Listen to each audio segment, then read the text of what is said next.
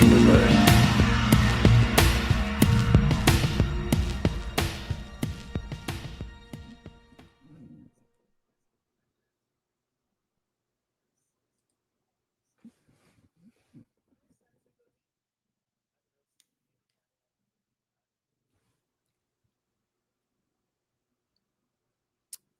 Me, Cosmo Mom 09. She's frozen on my screen, so I wasn't sure. Oh, And no. Bridget. You Not can find me at youtube.com/@punkybrewster. That's PUNKYBRUISETER.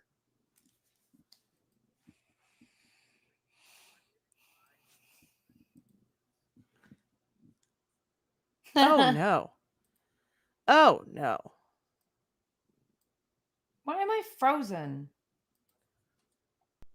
Fix what? My face? No. All right. How about now? Neo. Yep. There we go. There we go. Neo, you're watching from Twitch. All right. Let's pretend. A twitchy boy. Let's do it all over again. Okay. Okay. And let me fix Rachel while I'm at it. Right. I'm still frozen. Yeah. Let me fix you. Let me fix you. I think this will work. I'm still frozen. I don't know why that song is stuck in my head. I'm just gonna insert random words into the lyrics. I don't know if this is gonna work, but yeah. Well, I don't know. I tried to unpause her uploads just to see if it would actually jostle it a bit. No, I still look frozen. Jostle it. Jostle it. All right. Well, such is life. Well, at least she's in a great pose. And we are Squawking Dead, a podcast polarizing programs beyond the Walking Dead universe. Sometimes we give you news, sometimes we make you laugh. Most times we go deep. I'm your host, David Cammy, and I was joined by... Oh, we're doing it again. Me. Can you hear me? I don't do it for fun. Yeah, we can hear you totally you. fine. You're just Okay. frozen on the screen, that's all. Okay. Me. Hi, Cosmo Mom 09. Hi. And Bridget, you can find me at youtube.com/@punkybrewster. That's PUNKYBRUISETER. And today we're here to talk to you, with you, about you, against you, with your mom, about The Walking Dead City's 4th episode of its 2nd season, titled Feisty Friendly. Feisty Friendly. We're gonna have a little feisty friendly. Yeah, we have a little Feisty Friendly. It's such a great... Once you figure out what was written as the title, it's so much fun to say. And I want to say hi again because he didn't hear me. Hi, Neo's the one. Hi, all. Muted Dave, he yelled. Muted Dave. Muted Dave, he yelled. And he pointed at the screen. And then Rachel says, oh, hello. In the chat. It is very flattering pose, Rachel. I agree. It is a very flattering pose. Don't you agree, Bridget? I don't know if you can see it. It's like you're a Renaissance painting. I agree. Could be worse. I agree. I'm so glad that it's there. But now we can't see her faces as she's making, Dave, why did you say that? It's true. I do make a lot of faces do. while you're speaking. It's like, It's what? true. What?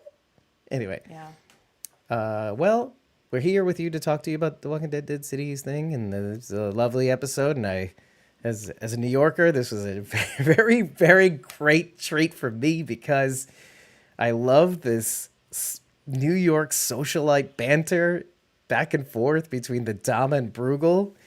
It's kind of like how sometimes people in the South, or maybe the socialite South, talk. There's this idea of not saying what you mean, oh, bless your heart kind of thing going back and forth between them. And I just want to say... It's not even the bless your heart thing because that's like so obvious now. Right, but right now. It's the backhanded compliments. Like, oh, honey, that is so brave of you to choose to wear that. And you're like, what is that? I love that for you. Why is Yeah. that brave? Lorazepam. What was that from? Piper, no. White Lotus. Okay. Oh, thank you. Season 3. The way you did the voice just made me think of no. Parker Posey. Buddhism. Buddhism, right? Buddhist poor people. Anyway, so I don't know if we have any housekeeping personally. Sometimes these things show up in my feed and I write things down and then I don't really. I'm like, oh, remember. And then I don't. But hey, merch. We have it for all the series we cover. I suggest you check it out at our merch store, which you can get to the link in our YouTube description, or if you head to squawkingdead.com, choose the menu in the top left and choose buy merch. It'll take you to our store. And I know that somebody, I don't know who, recently bought one thing at the very least. I think it was the Last of Squawk's logo design t-shirt. And I have a feeling I know who it is. Neo, is that you? You little Maybe. I don't cutie know for sure. patootie. I don't get purchaser information, but I thought maybe.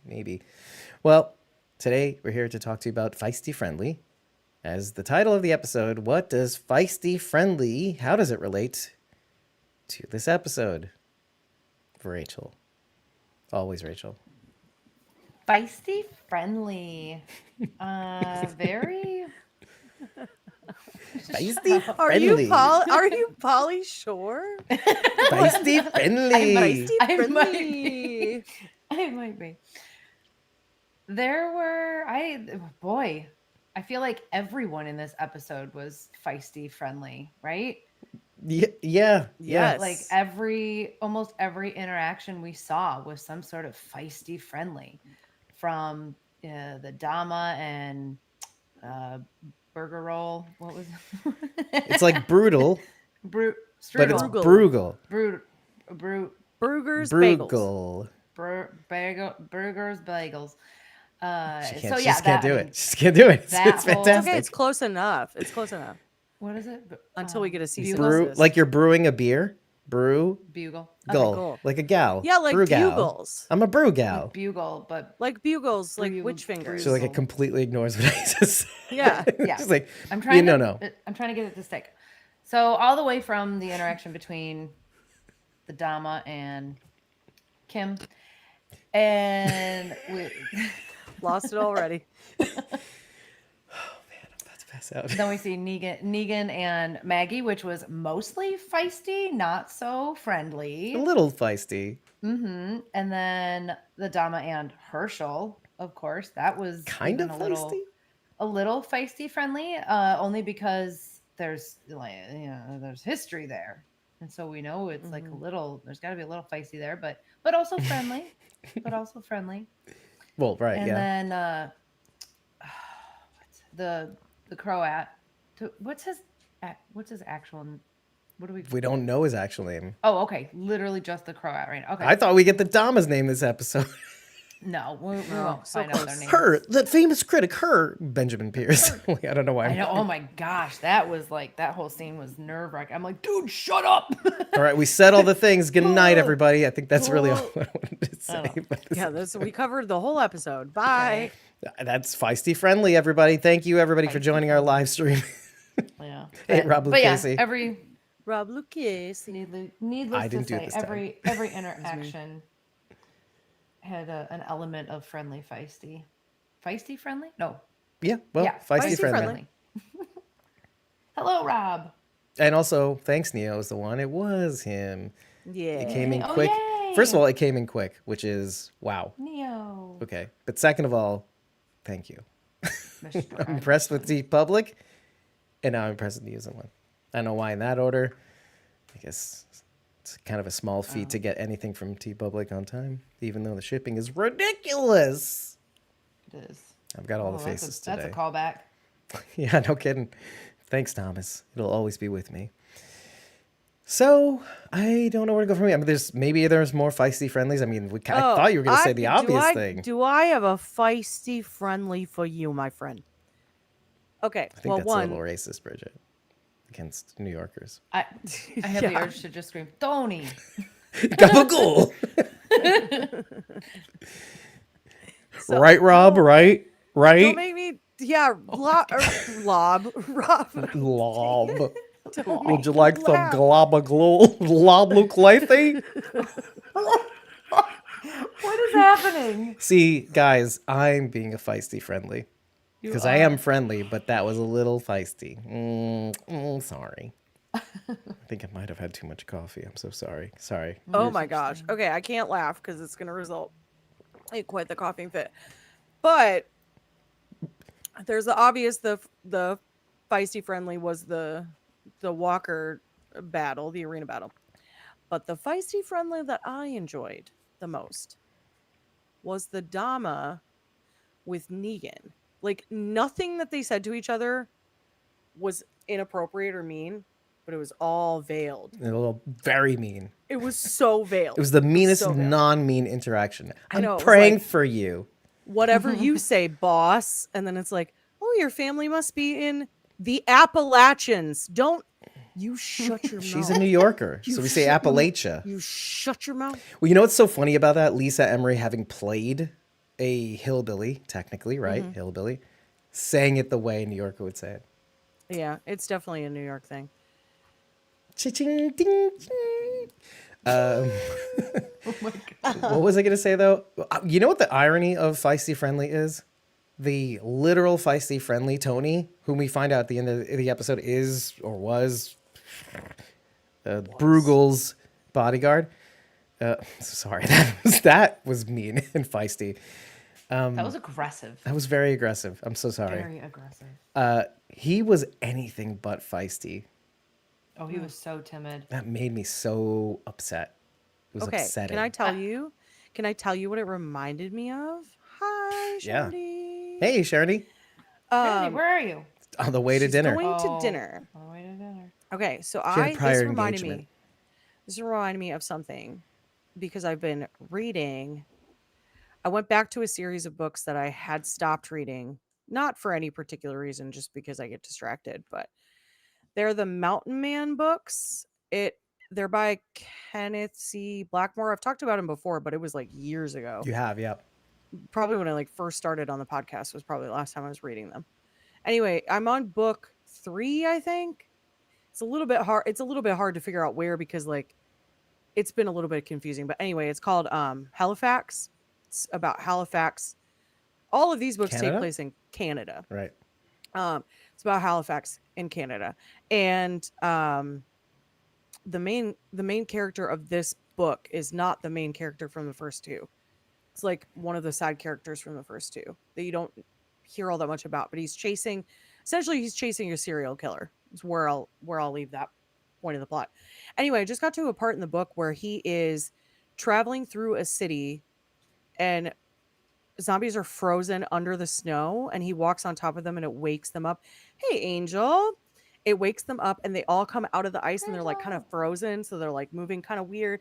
Anyway, there's a ton of them. It's kind of like the scene in The Last of Us. Like Ugh. It's like a all of a sudden whole- there's like all of these everywhere. And he determines at that time he like hides in a house. And this is like, it's many, many chapters of like trying to find a place to hide. They keep finding him. They're like following him. Finally, he finds a house that he's able to like hide out in. And he covers himself in zombie guts to try this out to see if it's like going to work. He doesn't know if it's going to work or not, but based on the theories that him and his friends have come up with, he thinks maybe. So he tries it. And he's walking successfully for a long time. And all of a sudden he turns around and he realizes one of them is looking right at him and is making a beeline for him. And he's like, okay, it's just in my head. Like, they'll stop. So he keeps moving and he keeps checking back every once in a while. And they're gaining on him It's a they Over. or okay. over and over and over again. This zombie is gaining on him. Oh, the one So zombie. finally, Okay. he goes into a house and he sits on the stairs and he waits with his gun.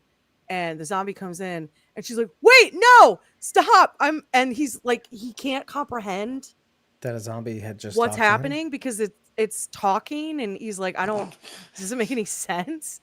Anyway, it's a woman and she's living like the Whisperers, but not really because it's like a Halloween mask that she found. Okay. She's got It's like on. Mike Myers. Yeah, that she covers with like, yeah, right. She's my Terrible. Anyway, that reminded me of that, like because he has this whole episode after that where he becomes overwhelmed with the fact that they are walking through a huge crowd of zombies, and anything that he does wrong could kill them, Right. and mentally he has a break. And he like falls to his knees and he can't even like verbally communicate anymore. It's Ooh. It's Oh, intense. Like to bring it back to cannot. the episode, like so Tony. it reminded me of Tony, this broken shell of a person, like pretending to be one for that long, probably just broke him. Or well, can I just say I hadn't thought of this until you just said. I love how you telling that story made me think of something. Because you were describing basically the idea of being on the, because we discussed this before, the constant, your heart rate's at a constant pace, you can't Yes, quite like settle, etc. constant cortisol pumping. And now it makes me talk about upset. Imagine how Maggie must feel all the time, admitting to Armstrong that very fact, that I'm terrified all the time. Maybe not about walkers, but right. We all agree that Maggie in The Walking Dead was kind of a badass. She could walk the universe through the universe. It's really the people that really kind of got to her. And prior to Herschel being born, it's like your heart is now on the outside of your body, moving around, and you can't account for its actions. And you are on constant high. Like now, it's not only heart rate is up about yourself, your heart rate's up about your kid. And Armstrong puts a finger on it. And so isn't Tony a mirror for Maggie in that sense? Tony's purpose was to be loyal to the end, to do this thing, and he could survive Yeah, that's safely. fair. But at the same time, at Bruegel's will, and Maggie at the same time, just having to do, just to be that way in terror all the time. It is such a great mirror, and it basically, Bruegel's monologue at the end is kind of like, at least I gave you the biggest gift of all, the purpose. That was pretty good, right? It was really good. That was great. Thank you. I loved it. And well, it's kind of like the thumb in the eye, isn't it, for Maggie? It's like, well, some purpose. It's terrible. Terrible. Yeah. Okay, I'm gonna ask something, and then I'm gonna, before I do that, I'm gonna say to Rachel, girl, because I can't see your face. I do not know when you need to talk or when you want to talk, because normally you do that like. And You don't do that. then I Do know. me. And then I'll be like, yeah. do Everybody, shut something. up. Do something. Shut up. Because I'm worried otherwise you're not going to get to talk. But really quickly, I have a question. This is an actual question. I don't know if this is the case or not. But in this episode, it's almost like she cannot say Glenn's name. Yeah. Has that been a running theme for her? It's a licensing thing. I'm just kidding. I'm kidding. Cease and desist. Cease and desist, Maggie. I feel like we've heard her say it recently. Like at least at least on this series. You know what I mean? Maybe not this season, but now I'm really trying to It's just because she says like Herschel's dad. Right. He gave it to me. She doesn't like come out and say Glenn. So I was just curious if that was like a thing. When she says that, she's talking to Pearlie, right? Mm-hmm. Pearlie doesn't know who Glenn is. So she can't say he killed Glenn because that means nothing to Pearlie. Sure.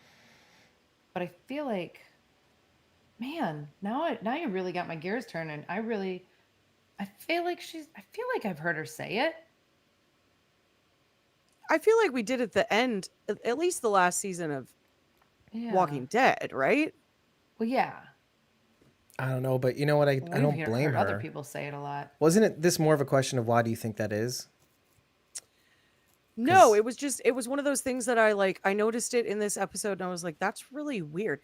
And the only reason I noticed it is because she hesitated so much on the candy bar conversation. Mm-hmm. And here's the thing, like, you're right, Rachel, like from an audience perspective, that makes sense, right? Like she wouldn't say Glenn to Pearlie because he doesn't know who Glenn is. Mm-hmm. But from like a normal conversational standpoint, people who do not know my husband's name, I sometimes will say Travis because saying my husband all the time seems weird to me and like kind of pretentious, like in a way. Like, oh, you plebes don't have a husband and I do. I don't know. I don't like it. So sometimes I'll just say Travis. Mm-hmm. And my assumption is that if I'm saying that and I have a wedding band on and you know that I'm married, that you probably assume that that's my husband. You can make some inferences. Yeah. Right? Yeah. Yeah, she also didn't say my husband. She only referred to him as Herschel's dad. You have to think of the conversation though too. In that conversation, she was remembering a time before Glenn was even in her memory, and she was thinking of a good time before the before times, everybody. The before times. Give me a break. Cease and desist. Well, YouTube says to wait. me saying that. I feel like this took place during two different conversations. It did. There's It the did. candy bar conversation, and then but they There's were talking also the about Negan Negan conversation. inside. So these are two separate instances. I know she was trying to also justify what she had done. With the She's trying swap. to justify what she had done to Negan, the swap. Yeah, exactly. To Pearly in a way, which is like, why? One. Well, that's for us. Is to kind of inform us that they finally had a conversation about Negan because they probably thought they didn't have to have one Sure. until now. Well, and we didn't, technically. It would have been fine, but it's okay. It's okay that it happened. Yeah, but you know what? People would be like, well, how does Armstrong know that Negan is still around? Then If I didn't see it, it didn't happen. it's like, you're so dumb. Why doesn't the show like properly convey the right amount of information for people to know things? But also, you have too much exposition. Yeah, see, you can't please everybody. Why am I talking Wow, like this? real critics. Am I right? Am I right? Oh boy. Dama's got your number, baby. Well, I'll say this much. I just want to go back to the candy bar conversation because you see Maggie kind of ease up. You see a different color on Maggie when she talks about the before times. And then I like the little, they pull the fire alarm thing. It was cute. it's a like a fire unison. alarm. It's a bell It's a bell that, that you pull. and like she does like the hand motion. It was very cute. Yeah. Well, it's like us, isn't it? We're like, oh yeah, it's obvious, right? It's not obvious. And how do I explain it to somebody who doesn't know what it is? You know that bell in the bricks that we ring when there's a fire and to tell people to get into hiding? It's like that, but mechanical. All right, let's move on. So that's staying in. All of it's staying in because everybody, a little bit of housekeeping. In case you didn't know, Surprise. we will be releasing The Last of Us's season 2 finale as well as this episode completely unedited on podcast platforms, including what I just did now. Yeah, you get all of That was fun. It was like a Because podcast remix. platforms, it's like all the lovely mess ups. yeah, including that one. So the only thing is, I would like to know one way or the other whether you like that for the people who are listening on the audio only and the Spotify video. If you like that or not, I'd like to hear about it. And if we get likes, if we get enough likes of liking the unedited version of this episode, I will continue doing it that way. It works for me either way. My main goal has been always to give you the best product as humanly possible for the time constraints that we have. And my every wish is to give you more and more quality all the time within my power.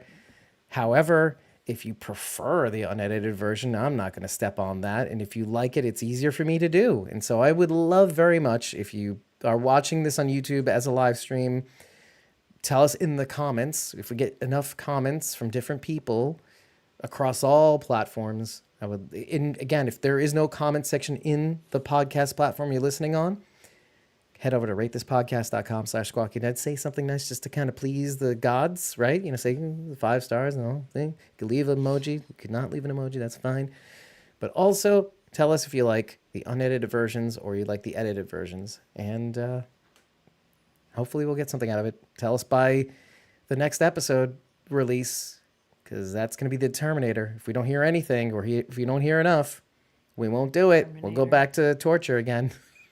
But I torture myself for you. I like how you say we, but it's really you. It's I really know, just but Dave. It's just you. it's to defray the onus. So everyone tell David how much you appreciate the unedited version because you love hearing every single thing, everything we say, all the mess ups. See? Like that. Words are hard. I can't That wasn't so bad. I can't always word. You can't always There's word. so much. Say there's Bruegel been again. You can do it. I believe it. Say it again. Bugle. Brew. Bugle. Which is brew. Brugels. Rich is brew. Bruegel's bagels. Whoa, she kind of did it. She did say it. She did it. said Bruegel's bagels. Bruegel's bagels. I told you. Which isn't right, but bagels. it's close enough. That That's what I got to stick with. The bagels will work on. Damn it, Bruegel's bagels. The bagels will work on. Okay, but the Bruegel part Can't was take that out of her. it's fine. It's fine. Midwestern. I'm not interested in the Bagel? bagel. It's a bagel, but It's fine. It's fine. It's a bagel. It's fine. Beggars can't be choosers. It's fine. But Neo just I said, lived in New York. I like either edited or unedited. I can't decide. Guess I'd vote for edited. And then Rob No, said, I don't wrong mind the answer. unedited. I don't mind It's the unedited. okay. Rob likes It's live streams, okay. baby. Well, Yes. well, again, Does. And we love Rob. And we still love Neo. in the Yeah, comment we- section, we love everybody. Neo. In- We still when you have a yell at chance, in the comment section. I appreciate Even that. though it's wrong. Is Folks, that not the everybody. comments? What's that? Is that not the comments? Well, we need it in Well, the it's a comment chat. comments because of the algorithm. Because of the algorithm, Oh. right? And I you know, don't actually, that's the point. Actually, know what when any people of start that weighing in means. on that particular thing, other people might dogpile onto that comment saying this or that, which is fine. Perfect. Yeah, Beautiful. exactly. Fantastic. Starts a conversation Okay. and an argument, Let's- maybe. Oh, okay. All right, cool. Do all of that. Let's briefly, and I Brutally. mean briefly, talk about Dasha. Narvaez, right? Or Dasha, fine. First of all, her yes, sir, was so, Well- obviously fake. In the theme of this episode, people not Yeah. meaning what they Feisty say. friendly. Feisty friendly. friendly. Nice catch. Yeah, we didn't really see enough, right? So I kind of was under the impression, oh my gosh, Ugh, names are Mahina so hard. Napoleon. Pearly. Ginny mean, Names are right? so hard.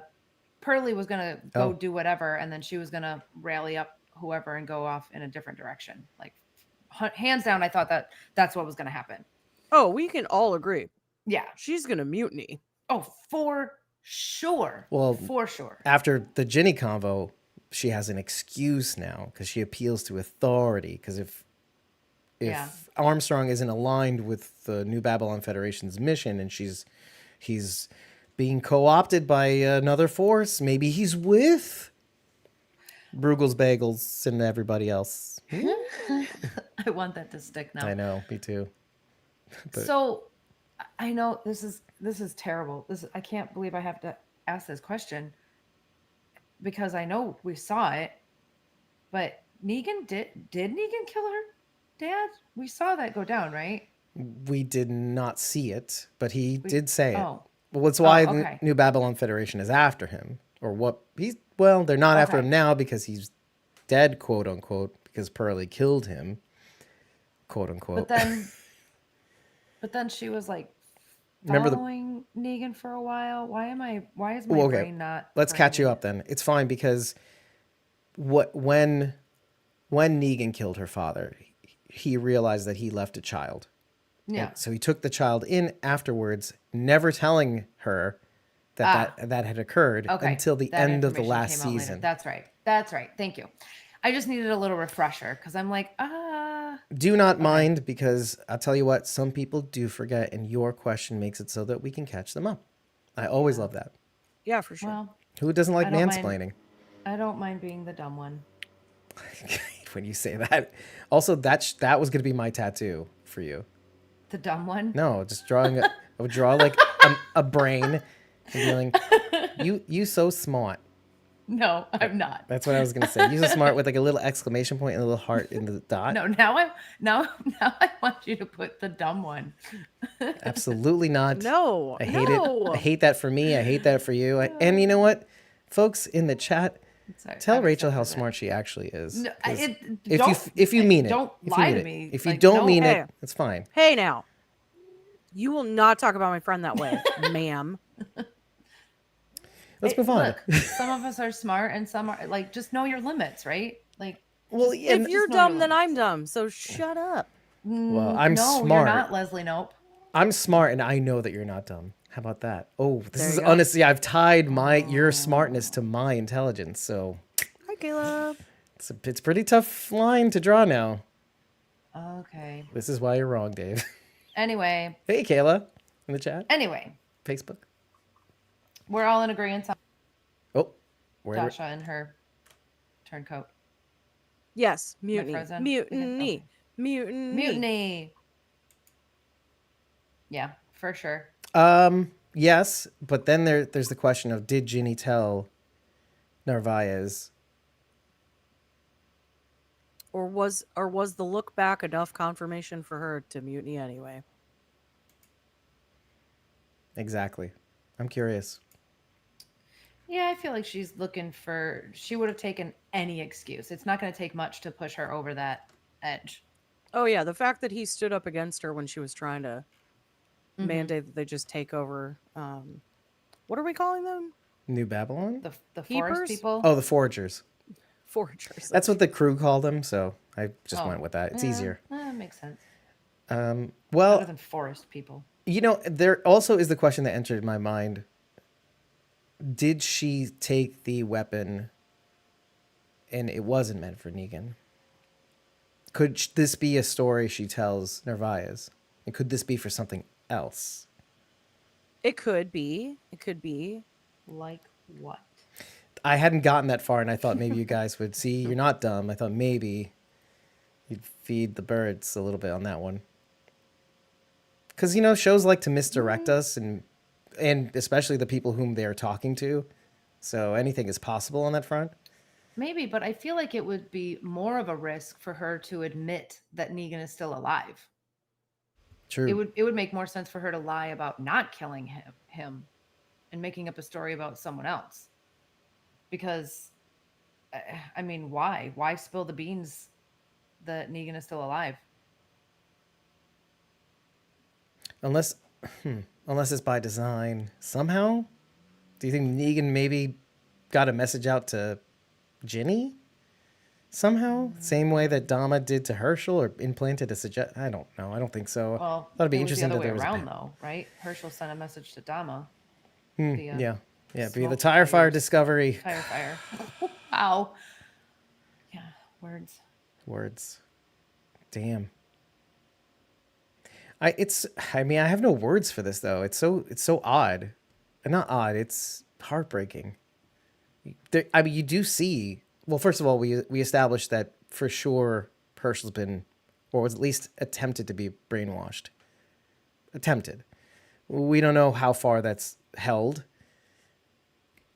And it's clear that Herschel, from the story with the lightning bug, not fireflies, everybody, not fireflies, that he did that to cheer his mother up rather than do it on his own, which means it tells us one thing. It tells us that all he's ever tried to do is make her happy, and maybe that's still happening here, too. Is that possible? Unless you've lost hope for Herschel.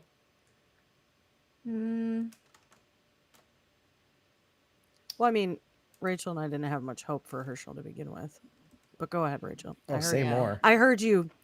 So I knew something was Well, coming. I know it's. I do need to process sometimes,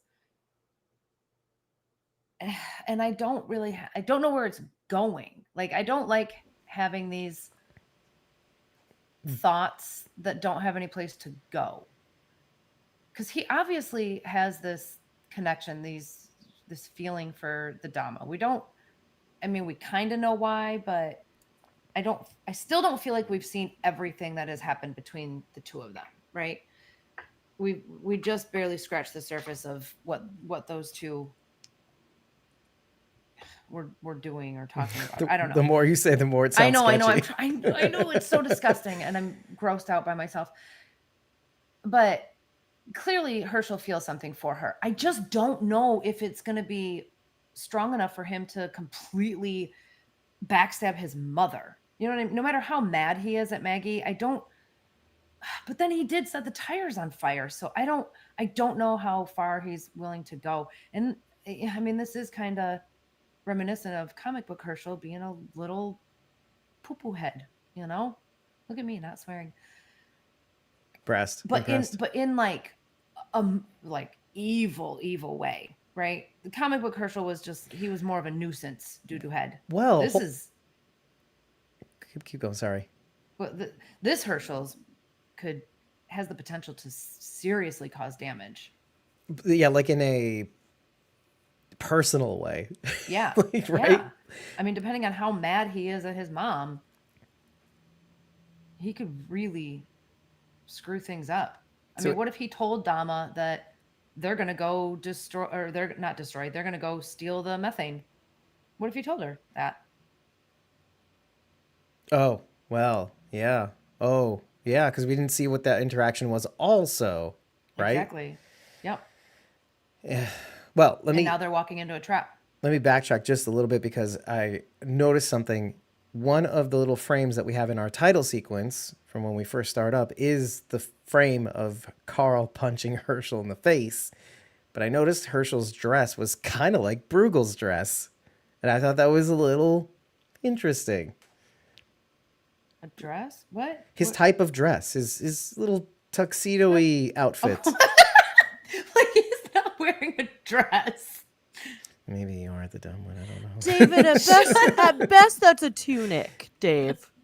A tunic? A tunic. Yeah. Say it right. A tunic. A tunic. Oh no, it's a tunic. No, his type of dress was a tuxedo. It was like this very collary black jacket, pinstripe pants, kind of like a sophisticated ringleader of a circus, right? That's what he's going for. Haute ringleader. Hot ringleader. Yep, that's right. Haute couture tunic. But yeah, I just thought that was amusing to me. A little evoking a little bit of the comic book panels. I don't know. I don't really see it going that way. There's clearly turmoil in Herschel. I don't know if it's too late though, which is a whole other ball of wax. He clearly was telling her that to tell her, yeah, for the longest time I was trying to cheer you up, but just like Tony Baloney, the Walkeroni, she was trapped in terror. She's trapped in time, even frozen in that moment. Ever since, we don't say his name, passed. He who shall not be named. Oh, that's a terrible way of referring to it. Kayla, just so you know, Rachel is just frozen because reasons. It's just she was working a second into the podcast, and then she just froze up on my end and on Bridget's This end too. happens a lot. Yeah. It happens every now and again. Too annoying. It's annoying. Well, here we are. At least you're in a flattering pose. Can you imagine if she's one of Bridget's like faces?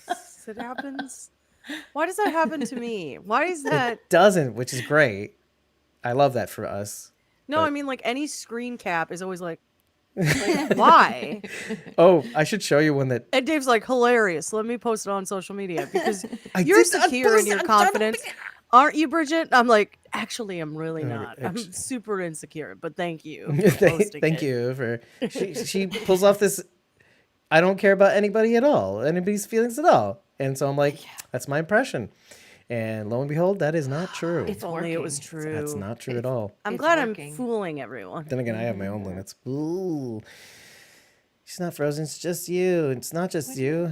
All right, well, where do we go from here? Because there's a lot of places we can go. Okay, Rachel, why don't you bring it up? We need to avoid anything having to do with the art Except for for one later. thing. Right. For later. Right. because Sharon D has a lot of information about it, and so I just don't Oh, want to okay. encroach on that. Well, do you want me to go into Okay. Bruegel's name? Why it's Oh, yeah. kind of got some significance? Yeah, Bruegel bagel us. So Bruegel I will bagels. not. Gross. Second, boil Ew, you. yeah, what does that mean? Boil Ooh, you and put you us. in an oven? No. Wait a second. Wait a minute. Wait a You have, second. you have to proof this dough? No, thank you. Bageler, I hardly know her. Anyway, go ahead. So he's named after, and I doubt this is his real name, but he's named after Peter Bruegel, or Bruegel the Elder. He is a Dutch Flemish Renaissance painter in the mid 1500s. He painted huge landscapes, one of the first people to do so, but containing peasant scenes, basically ordinary people rather than the wealthy.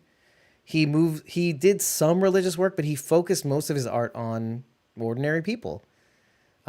In large canvases, not just one person, no one subjects, no portraits, the masses.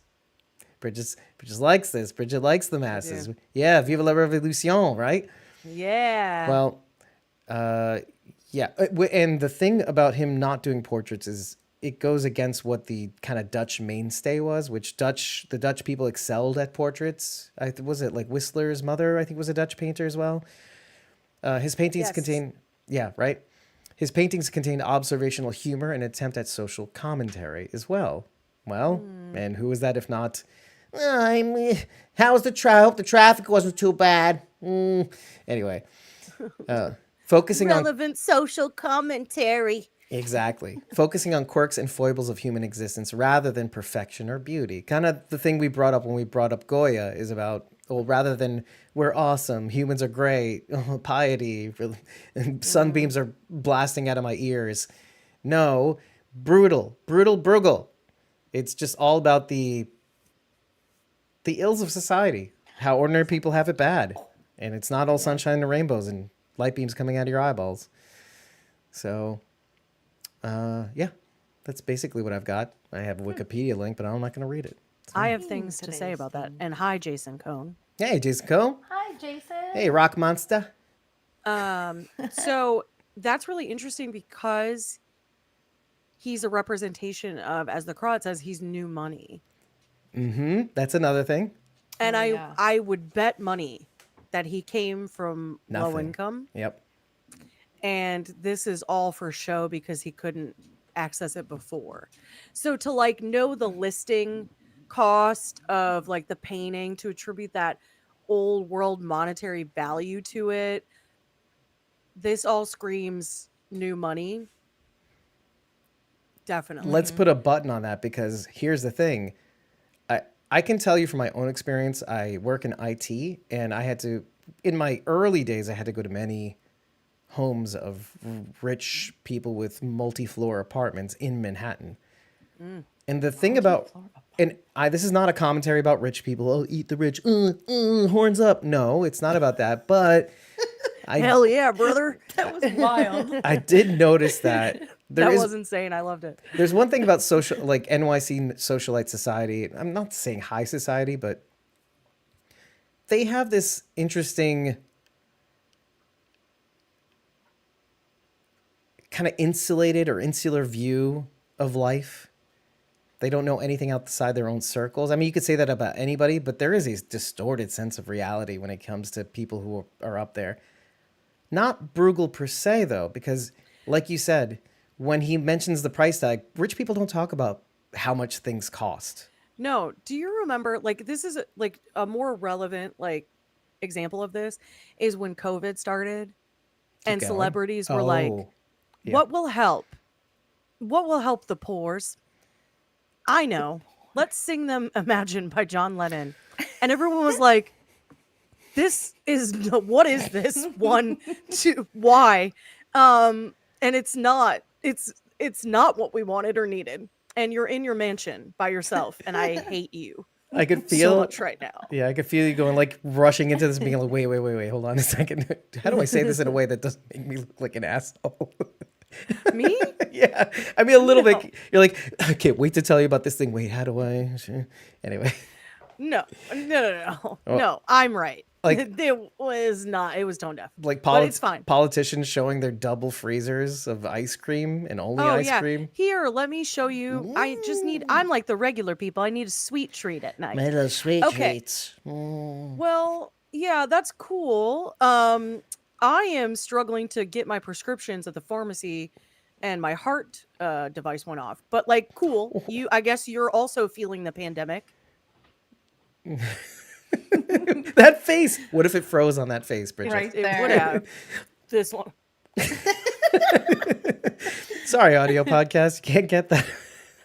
You only Audio. get that sweet, sweet face on YouTube and Yeah. Spotify video. Yep. So I don't whatever. Deal with it. It's Everybody. not that. It's If not you think that. It's that. It's not that. kinda like It's an- the opposite of That that. old man puppet face. That what's that guy who does the puppets? What's his name? Walt. Walt is the puppet name. Oh no. No, I don't remember his name. He has the skeleton one that goes, "I kill you." Anyway, done. Oh, We're done. Jeff Dunham. Jeff Jeff Dunham. Thank Dunham. you. Wow, just that enough was enough. Yeah. Yeah. Anyway, so moving along. Seth loves Jeff Dunham. But it's the thing. It's very interesting that his character is saying it like it is, because that's what Bruegel the Elder was trying to do as well. Is trying to say Yeah, it's things, really interesting. which ties into what? Which ties into modernism. Right? I love that. I love that so much. That's really cool. Viola Revolution. Hey guys, did you mean to do that? Yeah. Mikey. Mikey, tell us, stop. Did you Come mean on. to do Of that? course Mikey? No, we just like picked a it. guy and just named him that guy. Guys, Yeah. stop reading into it too much. Bridges every fear. Mikey did that. I love it though. It's Yeah. cool. Yeah. Yeah. I was getting some serious Willy Wonka in the Apocalypse vibes.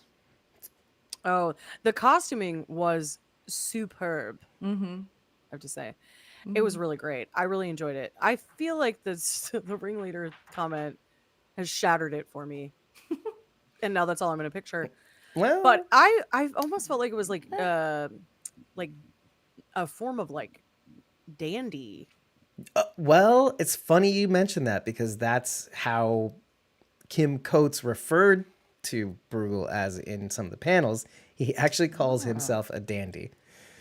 So there you are. I could see that. Okay, Yeah, it's. there you I go. feel like he's well portrayed. Well Yeah. portrayed. This much methane, we might power a toaster. That was hilarious. I loved it. So many great lines. And then I love that he's Just like, kidding. I joke. Yeah. I Or kid, whatever. I kid. And you're like, what? Who is this guy? Who is this caricature I of a love it. person? I love They it. got really uncomfortable when he was mocking the Croat. Oh. Oh, that accent. Oh. I'm not making fun, but it's exotic. Interesting. Interesting. Carrot. Can I have a carrot? It pleases me to have a carrot. Teases me. What is that? Serbian? Croatian. I know. I was like, whoa. Oh, he knew what he was doing there. Whoa. Woof. I mean, he has no other name but the Croat. Yeah, like he did it on purpose. He obviously What is that? did it on Serbian? But by the way, I wouldn't blame him if he did make that mistake, because, again, I feel like I'm pointing out the obvious, but the rumor is true. New Yorkers think they're the center of the universe. And, and I'll tell you, Yeah. I'm not going to call out friends or family members directly, but I'll say, oh, how's your time in Chicago, that state? Atlanta, that country. But they'll like The refer to state of things as their Chicago? own and like own land masses. You know what I mean? It's because for you guys, like the city is its own. You're Like like, New this York, is New the. York. Did you We're visit in our London own or England? country. How is that city? You know, London or England? You know? What? They'll refer to whole land masses as a city, Yeah. incredulously. So that brought me back to my time in Chicago.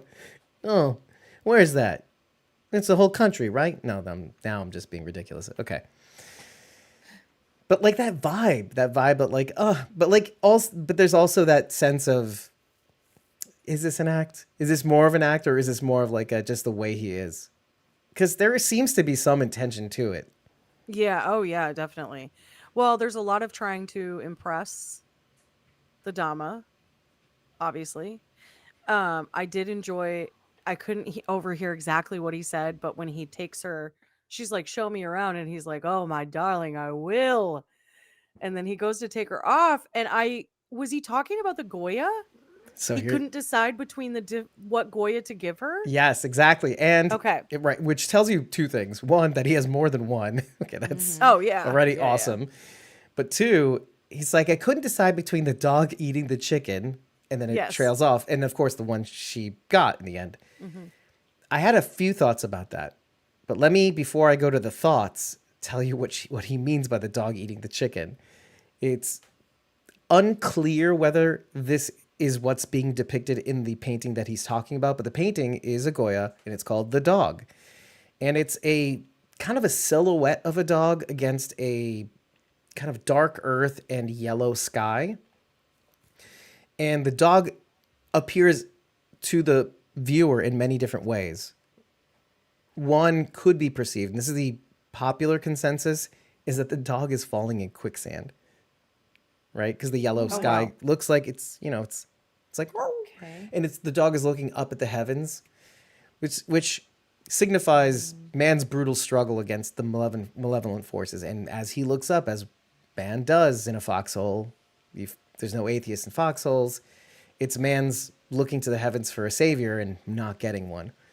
And which, again, to go back to the theme of that, it's the idea of modernism, is that this is the way things are rather than we wish for them to be. But another interpretation, a lesser popular interpretation, is the dog appears to have maybe in the silhouette something in its mouth, and the dog is ripping apart a chicken, essentially, and under the cover of this black landmass, let's say, which also signifies the dog's brutality, right? To get what he wants. So it's also that. And I just love how casually he's talking. But here's the thought. The thought is, it's not only what the way I wish things to be. The Bruegel is saying this by way of giving her the Dama the painting. Jason Rock Monster tipped $20. Jason Rock Monster tipped $20 just to say it out loud for everybody else. Thank you, Jason, for tipping us on stream. See, what happens is Jason. a GIF of Nicholas saying thank you to Glenn before he does the dumpster dive thing. Oh my gosh. appears. Thank you so much. And then we say the thing out loud. Thank you, Jason. I appreciate that.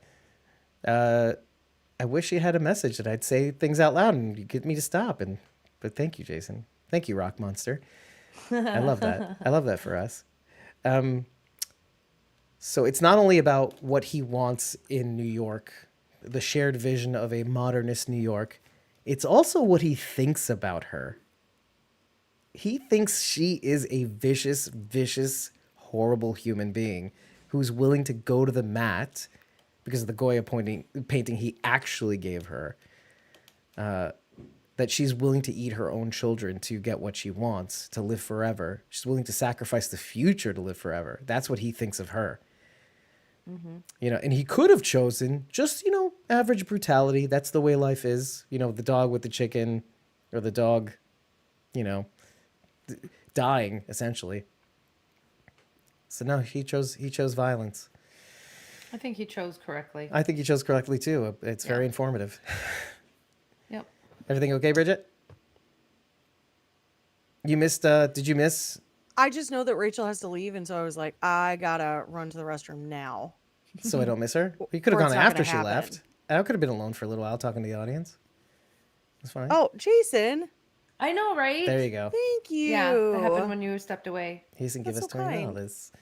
Yeah, and by the way, well, this is a good reminder as any. If you happen to tip us on stream, your message will show up and speak out loud. So when you tip us, thank you, first of all, again, not first of all, third of all, again, I said it 3 or 4 times. Thank you, Jason. Thank you, Jason, for the $20. Your message will not only show up on screen, not only will a GIF of Nicholas saying thank you to Glenn show up on the screen, but Really? if you happen to include a message with your tip, it'll be read out loud by that robotic female voice too. And it'll interrupt us completely.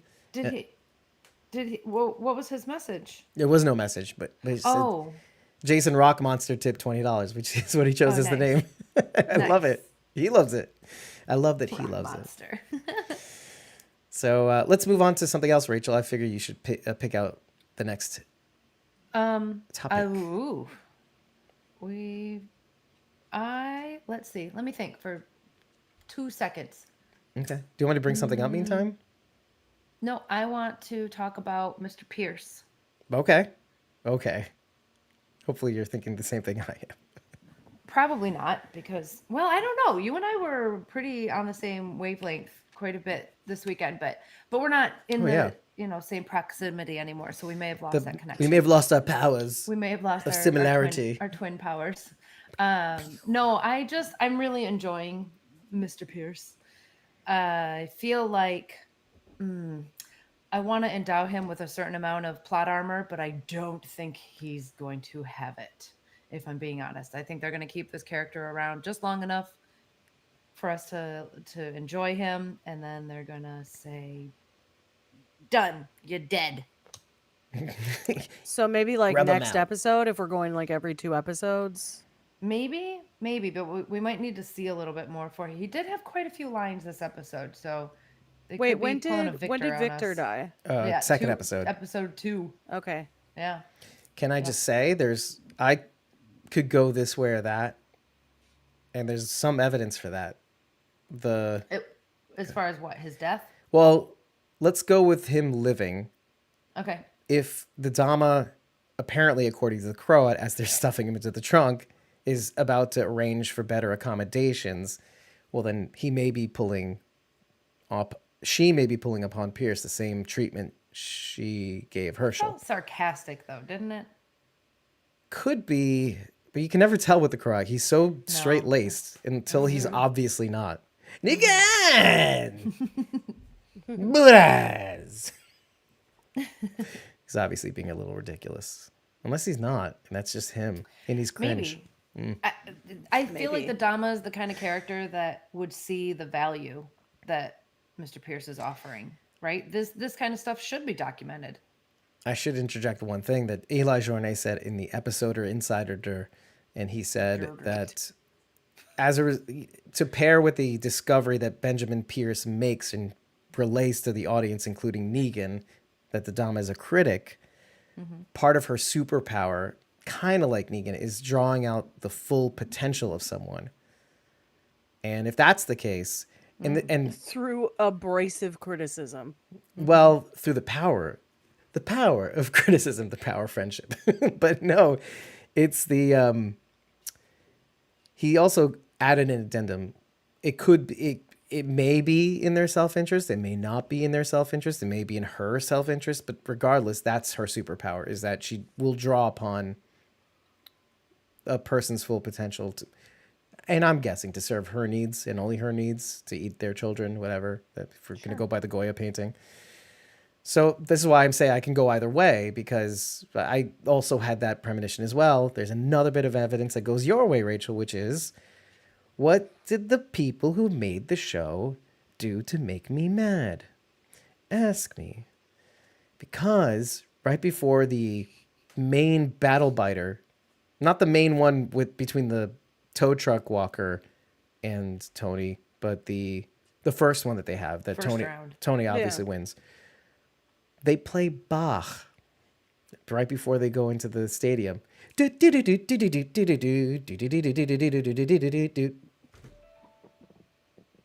Okay. That made me. Why is that? Why does that make me you mad? I don't know. Because Victor loved Bach. Oh.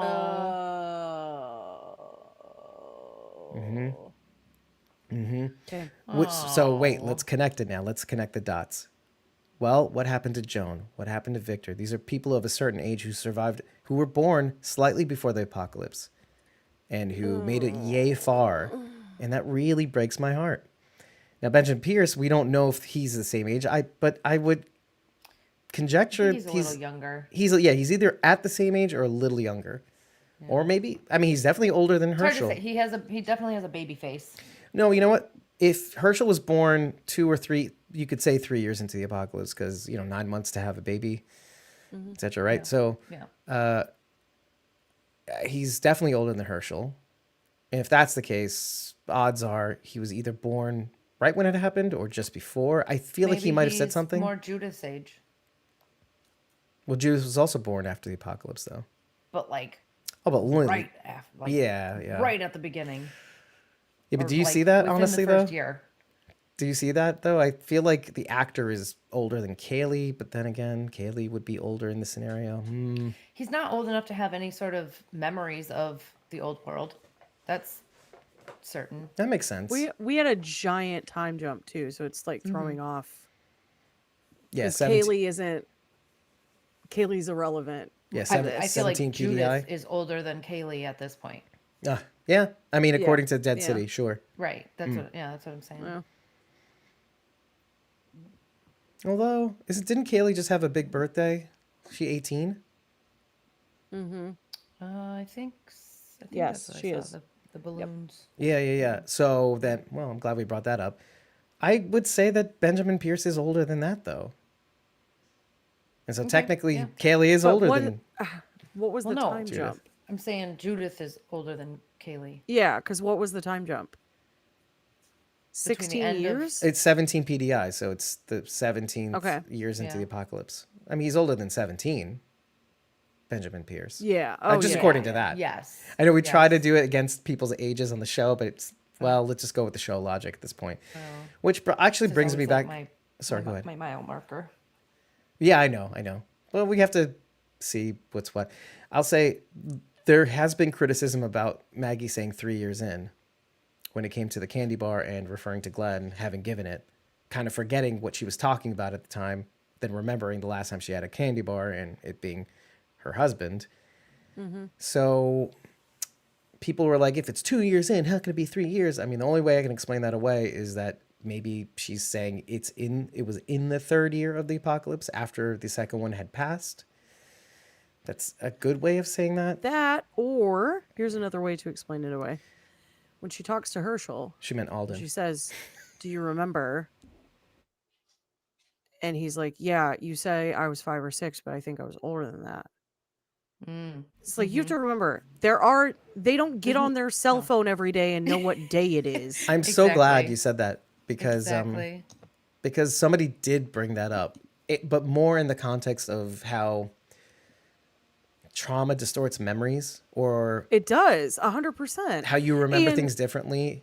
And Oh, you for can, I'm sure. sorry, but like, Thank you, Bridget.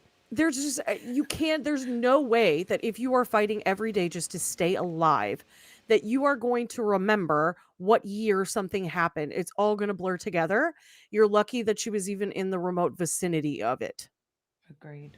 And also, they have messed with that timeline so many times. So there's also that. AMC, a little bit on you. Very true. But Like what Scott Gimple said at the premiere, he said, well, time is a feeling. time is relative. Where they were like 1 year after, wait, let's scrub that. Let's scrub that from the episode. We don't want that in there anymore. Yep. All right, you guys. I'm going to go to bed. Wait, Okay. before you go, I want to actually leave you with this, Rachel. Okay. One thing that occurred when we were talking, when Nervise was talking about her backstory, my instinct was to think, not Paola, Princess, aka Juanita, what's her name? Sanchez. Sanchez. Sanchez? Mm-hmm. Okay. Anyway. But really, isn't that Rick's story when he comes to Alexandria? He looked like an animal, and Oh, Yeah. yeah. Deanna kind of brought him back. I felt like that story mirrored Rick's in that way. I thought you'd appreciate that, me bringing that up. And then, of course, then I look at the pistol a whole other way because then it kind of sort of looks like Rick's Colt Python. I mean, in a flashy, Okay. ornate gun situation. Pretty. It is pretty. Oh, yeah, there you go. Law and Order saved her and sort of saved Rick.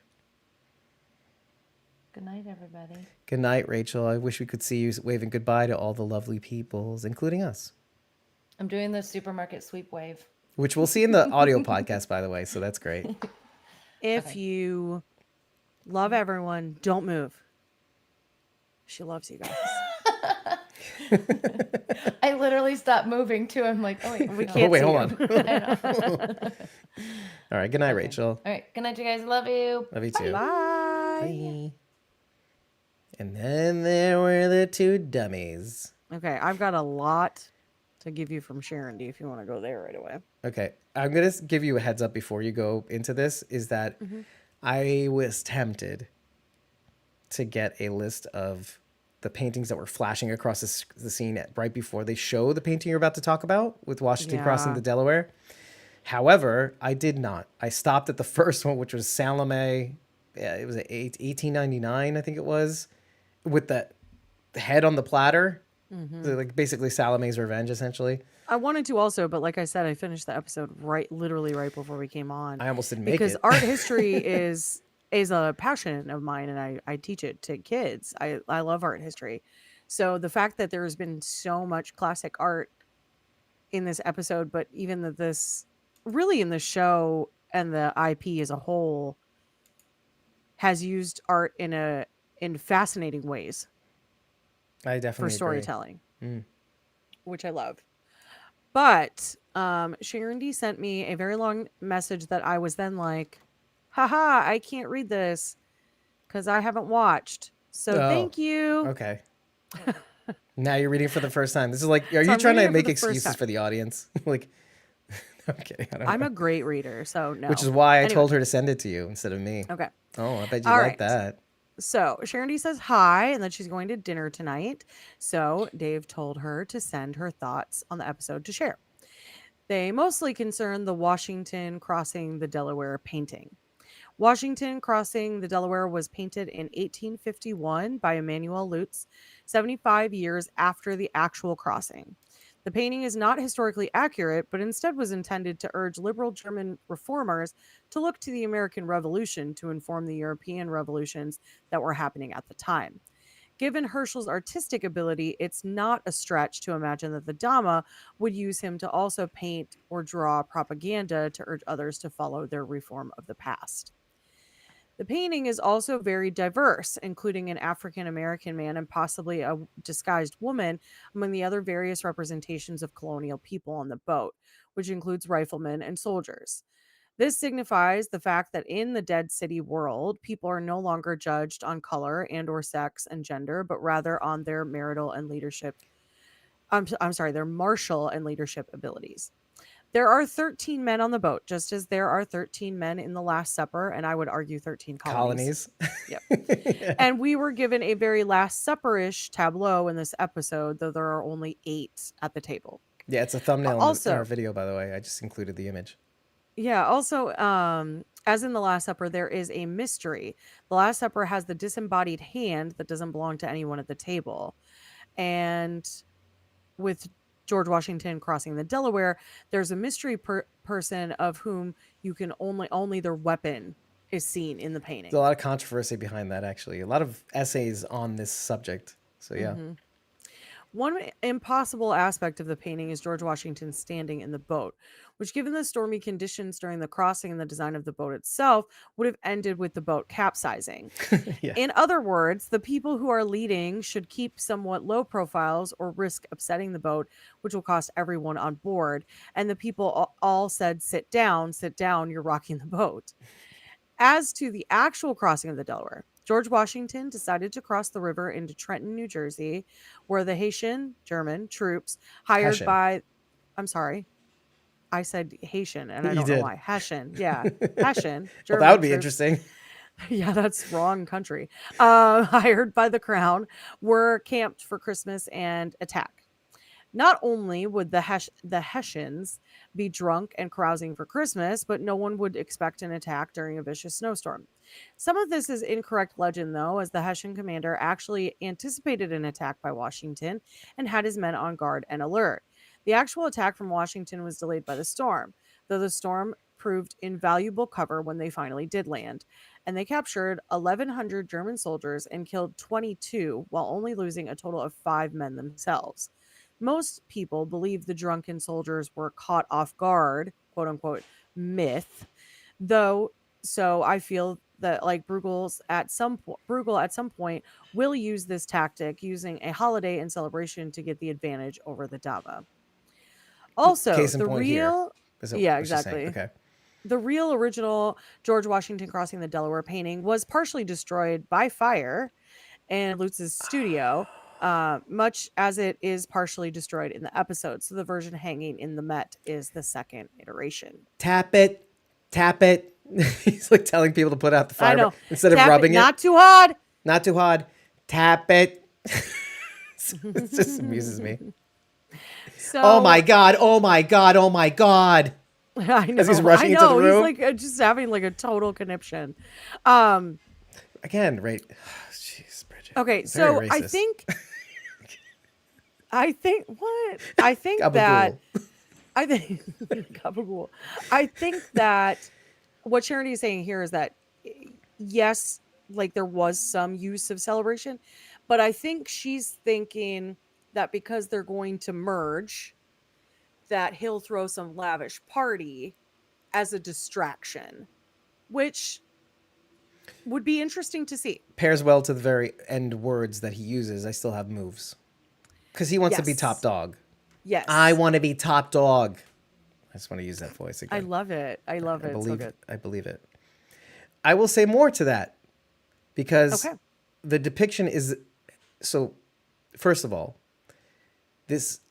there are hints of Bruegel wanting things to return but not return. Because in a sense, he talks about, just kind of like Maggie and Armstrong are talking about what's your favorite food. And he goes, the bodega sandwich, which is crazily good. It's the thing that you miss when it's gone. And the Kit Kats and the candy bars and the all that stuff. But Bruegel himself is like, the first words out of the episode, it's like, it wasn't just the street lights. It was Radio City to Tony. Obviously, he's talking to himself, basically. Because what is Tony now? And it's the Not idea that, positive, man. what if we could bring it all back? What if we could bring that, at least that part back? What would that give us? Which is the exact opposite of what the Dama wants. Sort of, yeah. And so it's interesting because their interaction, she seems like irritated or disturbed or disgusted by the comments that he makes. And some of that I chalked up to like old money versus new money because it's very much a thing. Like Sure. old money, and this is a thing here, okay? Like I grew up in the South. Old money is something else here, let me tell you. And I came from no money. So neither old nor new. And my mother worked in country clubs for old money.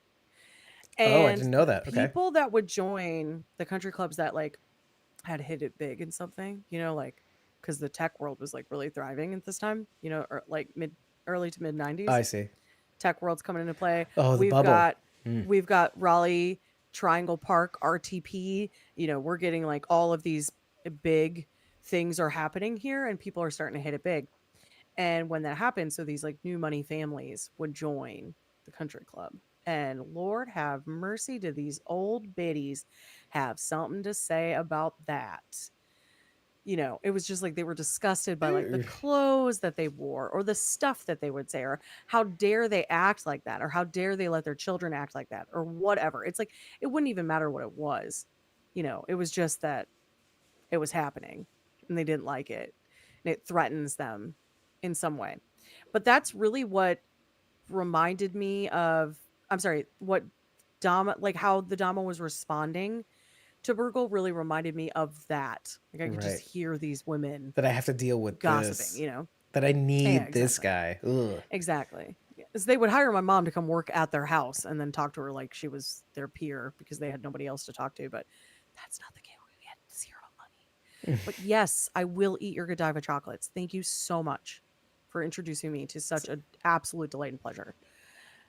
And the Ferrero Rocher, right? The Ferrero Rocher. Oh, What no, about that Ferrero Rocher? it was Godiva, 100%. That was my Okay. jam. Anyway, Okay. so that's what it really reminded me of. And so seeing him, it was that the $15.3 million comment Yeah. at Sotheby's. The way that she was like, she was so disgusted by that. The attribution to the past, this concept of old money, Or trying to be old money, or referring to things in like the old actual money way. like money, like things from the old time. Like money doesn't matter. Right. anymore. Yeah, but then the culture of it, because he's Yeah, acting so- the part. Yes. So, and I could tell it's like, well, every bit of this disgusts her and is against what she is trying to do. Right. Just create a totally new world that has nothing to do with any of these ideals. Right. Exactly. Here's the thing, The very and thing you that said- destroyed her, probably too. I believe you said this on the last episode, Mhm. but that world cannot exist as long as people like her are here. That world only exists. It only exists when everyone who knows the before is gone. Oh, she says this, right? I thought you said I said this. You did. I did, but I was just saying what she said. I can't unknow what I know. When she says this to Herschel, I was just making an observation. okay. Phew, I didn't want to take credit for something Lisa Emery said as her part. You know what I mean? I would never. Okay. This is just an excuse for me to belt out the thing that comes naturally to me is my accent. Sort of. Anyway. But there's more to just this, which is great because he brings up, okay, there's a reason why he brings up Thermopylae, right? The Battle of Thermopylae with Benjamin Pierce. Because in the Battle of Thermopylae, it was romanticized, let me put it this way. But also, you could see this as the earliest forms of propaganda. The way historians of the time painted the Battle of Thermopylae, which, let me just paint the scene, talk about paintings. This was the Persian Empire's third attempt, I think, at trying to sack the Spartans of Greece, or that at least the Sparta city-state. And you may have a glimpse of this in the even more dramatically romanticized the 300. Is it the 300 with Brett Spartans. Butler? Cor- Is it Brett Butler? It's not Brett. No, Butler. it's Brett. No, What is his Gerard. name? Gerard Butler. Oh my god, I would pay to see good money to see Brett Butler. This is Sparta. Walking Dead's own Brett Butler, by the way. As Tammy Rose Sutton. Anyway, what was his name again? Anyway, it's Gerard. Xerxes against I forget his name, but anyway, you get the idea. But there is something romantic about it anyway. The idea that it was 7,000 Spartan soldiers who did ward off for a fairly long time. Not millions of Persians, as the historians tended to depict, but could be roughly 120,000 to 300. It's still big. It was big enough just saying that 120,000 to 300,000 Persian soldiers in the third attempt. So for 3 days in a direct assault, this 7,000 man force actually managed to repel the Persians. However, everybody loves an Alamo's Last Stand. Sure. At the seventh day of these attacks, they finally fell. Mm-hmm. Why did they fall? Let me read this line. Because they could have held them off forever, maybe? This will pair very well to what Bruegel says at the end of the episode. He says, hold on, let me just say Persians. Let me look for Persians. Okay. After the second day, a local resident named Ephialtes says probably something wrong, maybe, revealed to the Persians the existence of a path leading behind Greek lines. So the reason why the 7,000 Spartan troops were able to repel the Persians was because they had to pass through a narrow pass to get to Sparta from the shores. Okay. And Ephialtes revealed to the Persians the existence of a path leading behind the Greek lines. Who is that but Negan?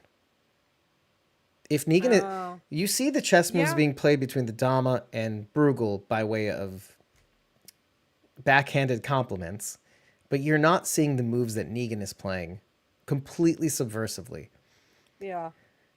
Number one, he tells Maggie, he expresses to Maggie in earnesty, I can't, not even a little bit, tell you where the methane is because it would risk Annie and Joshua's safety. However, seeing Maggie acknowledge this fear of his, he tells her anyway. Mm-hmm. Why? I think he also tells Bruegel while he's whispering in his ear. Now, you think that he's just talking to him about Tony. About Tony. And that is true. He does, because he sees Tony's eyes opening up very wide as he basically says, I'm supposed to go after you. I'm a walker. Like with his eyes. Tony's eyes. You see his eyes just like, okay, what am I supposed to do? What am I supposed to do? Yeah. And then he pushes him away. But he also tells Bruegel where the methane is. Because he says, high risk, high reward. And what would be the point in telling both Maggie and Bruegel where the methane is? It would give the Dama a huge problem. Because I'm not saying that they would unite against, that Maggie and Bruegel would unite, but I am saying, at the very least, they're fighting. Right. They're either fighting each other or they're fighting from both sides of the St. Patrick's Cathedral to get at the methane. Okay. There's something else I need to say. I thought... okay, go ahead. Okay. I thought at first that was actually... Like, when he said the address, I was like, he can't be giving up the methane. And I thought maybe he had found out where, like, Annie and Josh were going to be housed. Oh, well, no. They're not there yet. But I thought maybe he had figured out, like, where the Dama, like, holds people. That's where I was going to get to next, because okay, it is St. Patrick's Cathedral. How we know that is from the... I don't know if it was the first scene. But wherever that scene where they kind of... Back The Breaking Bad. back in the New York, right? The Breaking Bad, throwing the walker into the thing and making the methane and all that stuff. And then the Radio City lights showing, Yeah. whatever. That whole thing was happening in St. Patrick's Cathedral. Now, I need to say something because I had excised me mentioning that in our episode breakdown because I was hedging. I talked a big game about knowing where everything was, St. Patrick's Cathedral, blah, blah, blah. The interior. We talked about the interior. Yeah. I don't even remember if I showed a You screenshot were or like anything. really mad about where it was positioned. Well, that I was right about. I just Okay. wasn't sure if it was St. Patrick's Cathedral per se Okay. at the gotcha, time gotcha, when we gotcha. talked about that part. And then he was in the catacombs or something like that, and he was held. What? At least show-wise, yes, that's where he was. It didn't look like St. Patrick's Cathedral. It looked different. Okay, regardless. Now that we know, and we know exactly where St. Patrick's Cathedral is and the relative to Radio City, blah, blah, blah, all that makes sense. What was the point I was going to get to? I don't know. I just want to read Rob Lucchese saying, the hoity-toity of NYC leading these factions is so damn funny. I agree. Isn't that like real life? I mean, today. Yeah. And it goes to what Herschel said earlier. Neo also says, I think Negan told Bruegel something extra too. Yep, that's exactly Neo's the one. And that's what it was. I think that's what it was. So yeah, while it would just cause a problem for the Dama, which would give him enough wiggle room. Because, I mean, here's the thing. The only way to truly protect Joshua and Annie is, you'd say, to take out the Dama. Yeah. But he can't do that until Annie and Joshua are here so he can take them away. But what he can do is cause enough chaos to weaken the Yeah. Dama so that when they do get here, he can whisk them away or whatever he's going to do with them. I think that would make sense. That does make sense. There's something I also wanted to mention when it came to Benjamin Pierce, actually. Okay. Because the one that we touched on it, but we didn't really get into it. As Benjamin Pierce is talking about, I know who you are, weren't we all going, shut up, stop talking, stop Obviously. talking. You're on borrowed time, bruh. Yeah, you're an idiot, dude. And he's like looking to Negan. Now, you can easily say Negan's one of them. Maybe Well, he's the man. I don't know. Negan's like goading him Yeah. into saying it. But if I were Benjamin Pierce, I would not have said it. I would have been like, oh, nothing. So sorry, my mistake, not her. Right. Social cues. Something's up there. Yeah. I don't know. Yeah.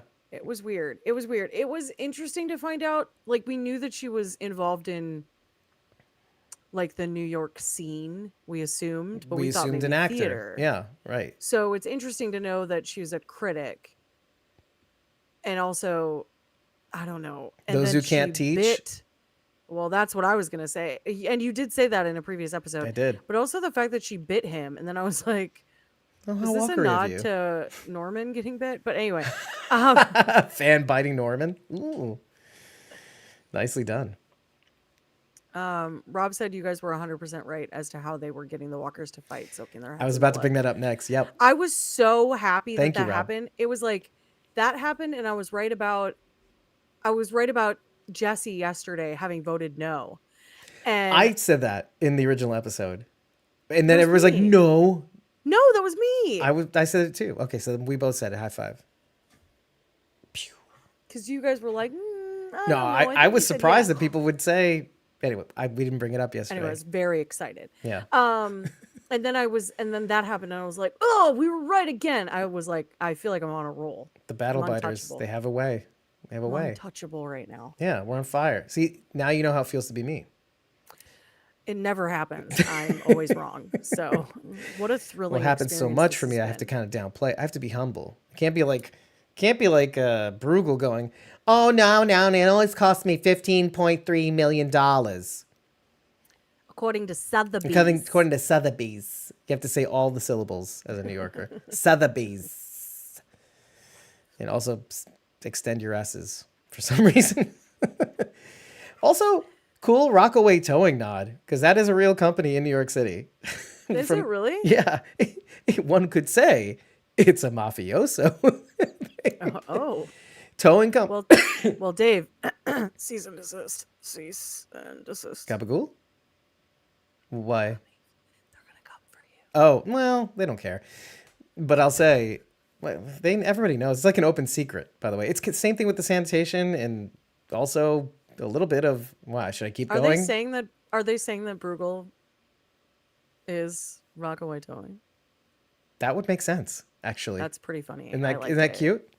I like it. That's how he got there. Actually, no. Wink, the walker wink, was nudge, in there. nudge. Know what I mean? Know what I mean? There you go. There you go. But to go back to that, oh, I don't know if this is the case for all of you out there, but tow truck companies kind of wait near the scene of where accidents usually happen in New York City and beyond. It's the makes same sense. thing. Yeah, same thing with the ambulance chasers, but like these guys, they got to do the job and I saw the whole thing happen. yeah. Oh, hey, Here's my car. you need a tow? You need a tow? Oh, you don't need a tow? Why don't you need a tow? Oh, you can drive away? Now you can't. No, that's not what happens. I'm just kidding. Well, I mean, that's how you keep business going. You know what I mean? But I only bring I only bring this up because it is a sign of some of the things that suck about this world rather than last. The idea of hierarchies tilt towards tyranny, as some people say. The idea that if unchecked, they'll keep going. I know. It was interesting to hear Herschel say, like, the old world sucks. The world sucks. All it is people fighting each other for power, which is really what's happening in the new world also. Yeah, he's just I not would seeing it. argue it's just Human humans. nature. But I don't it was disagree with you, by the interesting to way. hear. It was interesting to hear him say that, and then also to have Pearlie be like, "Yeah, but it wasn't all bad." Because we're looking at it through I the lens of, particularly like, wanted to know how you felt about that, actually, by the okay, way. so we're looking at it through the lens of our lives now, right? Like our day-to-day lives. I get up, I'm inconvenienced by the fact that my alarm goes off. I'm inconvenienced by the fact that I ran out of toothpaste. I'm inconvenienced by the fact that I got to get in my car and then I hit traffic on the way to work. I'm inconvenienced by people trying to zipper merge when I don't want them to. I'm inconvenienced by, you know, Starbucks has a long line and I'm so irritated by everything. It's like, I'm looking at it through this lens though of what's happening right now. Whereas you could be looking at it through the lens of like post trauma, post like hard times kind of thinking, and it changes that, right? Like, whereas, and don't get me wrong, like traffic still irritates me to my core, but now I try to think of it as like, okay, well, what if this is like so that I avoid an accident on my way to work and like this is happening for a reason? Or, maybe my toothpaste ran out because I'm supposed to go to the store today for some reason. I can't see the reason, but maybe I do something nice for somebody and that makes them feel better or whatever. And that like changed the course of their day. There's all those little things that you could think about. And so I don't know. It's interesting to hear him talk about like the old world, like it was just horrible. And then have Pearlie be like, well, it wasn't, because I mean, it sucks here. Don't get me wrong. It does suck here. Earth. Not really. But I mean, it does. When I know that I have an eternal home awaiting me that is full of constant rejoicing, this place blows. But there are great things about this world. There is the joy that I get from seeing friends. There's laughing babies. There's sleepy puppies. There's music. There's art. There's what we literature. do with you guys. There's all of this stuff I'm really, really, really super thankful for. So as much as I can come off as like really pessimistic or like negative about my outlook towards like people, Not really. it's really just that I believe firmly in human nature and sin being innate. So like that's really where that comes from. I actually really enjoy a lot of the little things on Earth now, especially now after like everything that I've been through. Dude, when I tell you, getting out of the shower and laying in a clean bed on clean sheets, nothing better. Nothing better. There are like a million things that you get to do every day that other people don't get to do. And I just want people to focus on the fact that like, that is such a blessing. Yeah, wake up a little earlier, have a hot shower, lay down on your bed with a towel, and just stay there doing nothing. You get to get up and have a hot shower. People don't get to do that. That doesn't happen everywhere in the world. Can I tell you something though? This actually made me think of a conversation that I had with my mom, and I think I may have mentioned this in an early days episode of the podcast. My mom and I had a conversation in the car, and I'm a teenager or late teen, and she talked about basically her escape from Syria and how she's gotten heavy, through dude. so much. And I tell her this night, for some reason, I say, my problems don't compare to yours. And how I know my problems are my problems and they're problems for me at this time. But when I think about Pain is relative, right? yeah, but I think there's a truth to thinking when when you don't have the time to focus on that, on the minutia, and you look at the big picture and what you're trying to do, what you're aiming to do, and your only mission is survival. All of that stuff is minimized. Now you could say, "Oh, she's just stuffing it down, blah blah blah," and she's building up trauma, blah blah. You can say all of that, but there's something to say about how we interact with the world and our relationship to gratitude, essentially, is what I'm saying. Yeah. And that we do have a negativity bias. That is also human nature. Unfortunately, is. for better or worse. For better or worse. I've probably mentioned it before, but my family used to tell me it was when Oprah was really big, like as like a star, you know. Everybody was really into Oprah and her book lists, and she talked about having a gratitude journal. And my family was like, Bridget has an ingratitude journal. Oh, God, that's a terrible thing to hear. Sick burn, right? Sick burn But on me. was that a teenage signal? girl going through a lot of stuff. No, no. I mean, yeah, I was depressed. I have mental health issues, but you know, let's mock them out of people. I will say that repression is a valid form of processing, and anyone who says otherwise, it's like, who are you to decide like how people cope? I would say in terms of mental health? distraction. Right? Like, I think it's fine to use distraction to like meander through grief because one, grief takes a really long time to get through, Yeah. and sure. two, it's valid. It's a fine. way. But anyway, It's a Anyway. part of a whole. I think that's true.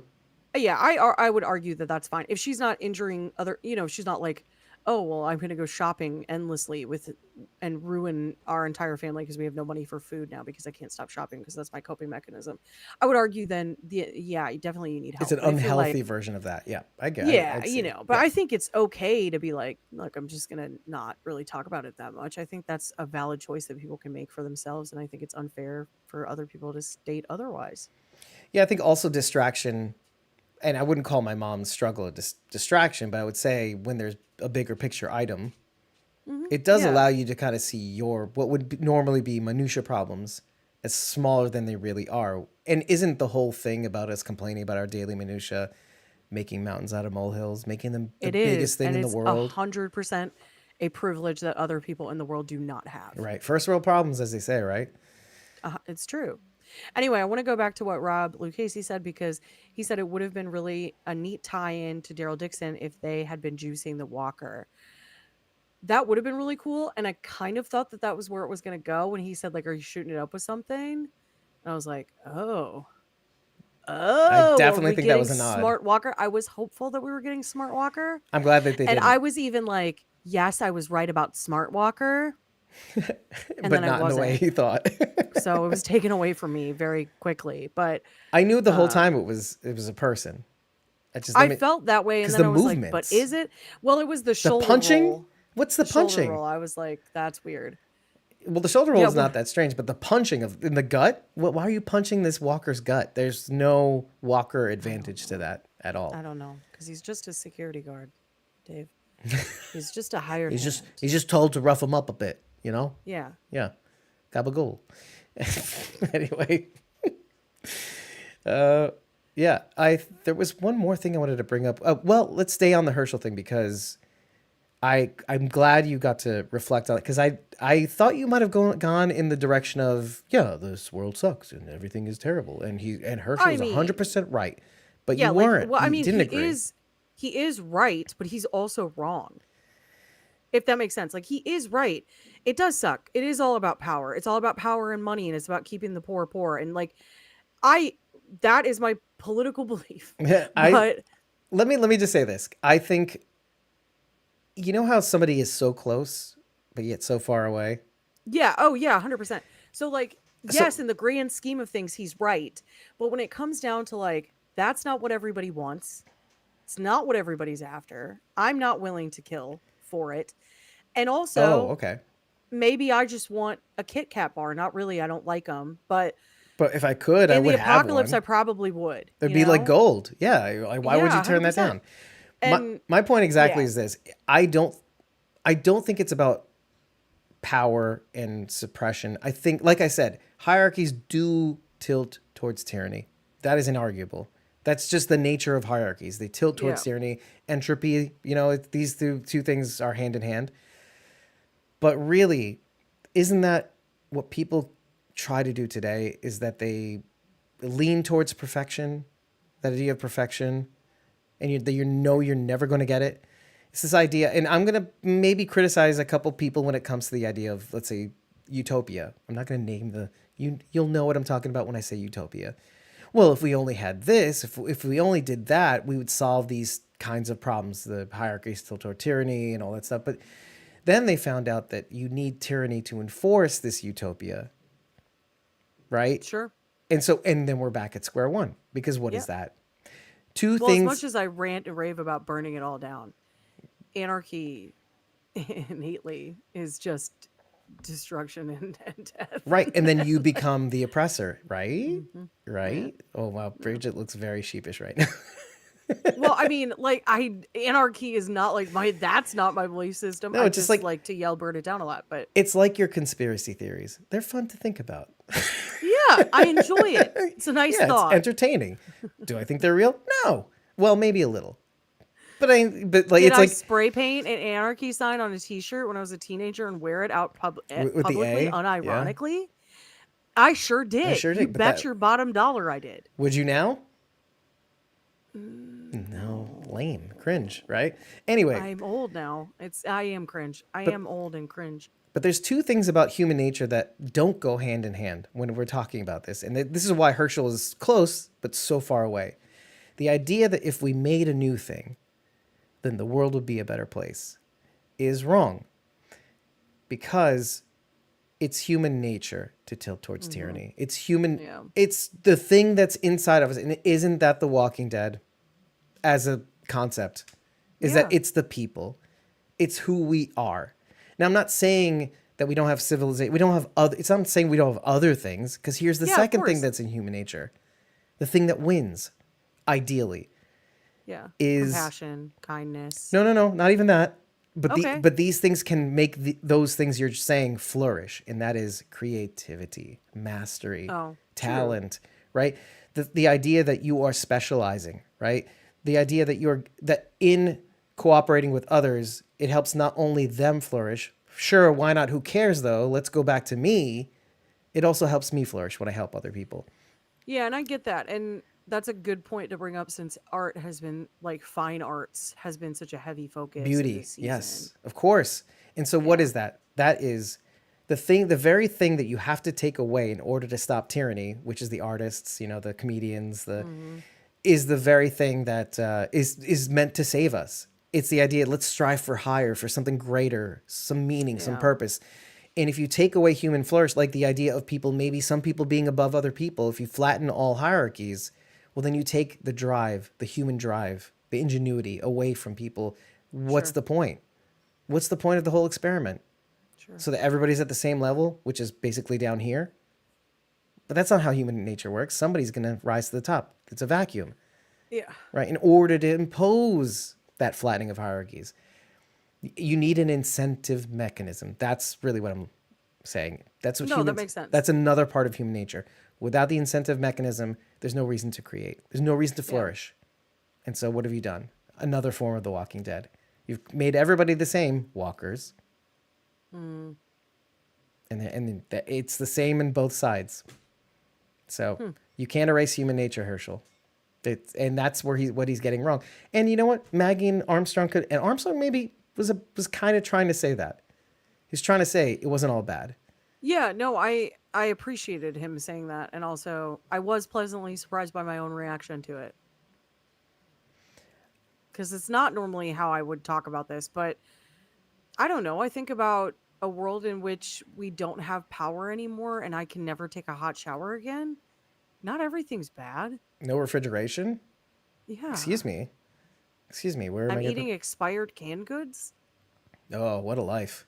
You know, it's No, not all but bad here. no bodega sandwiches. Robert Casey says that's what my family calls walkers, gabagools. Gabagools. Yeah, that's why we call I love ourselves it. Squawking Dead. It's kind of like a gabagool.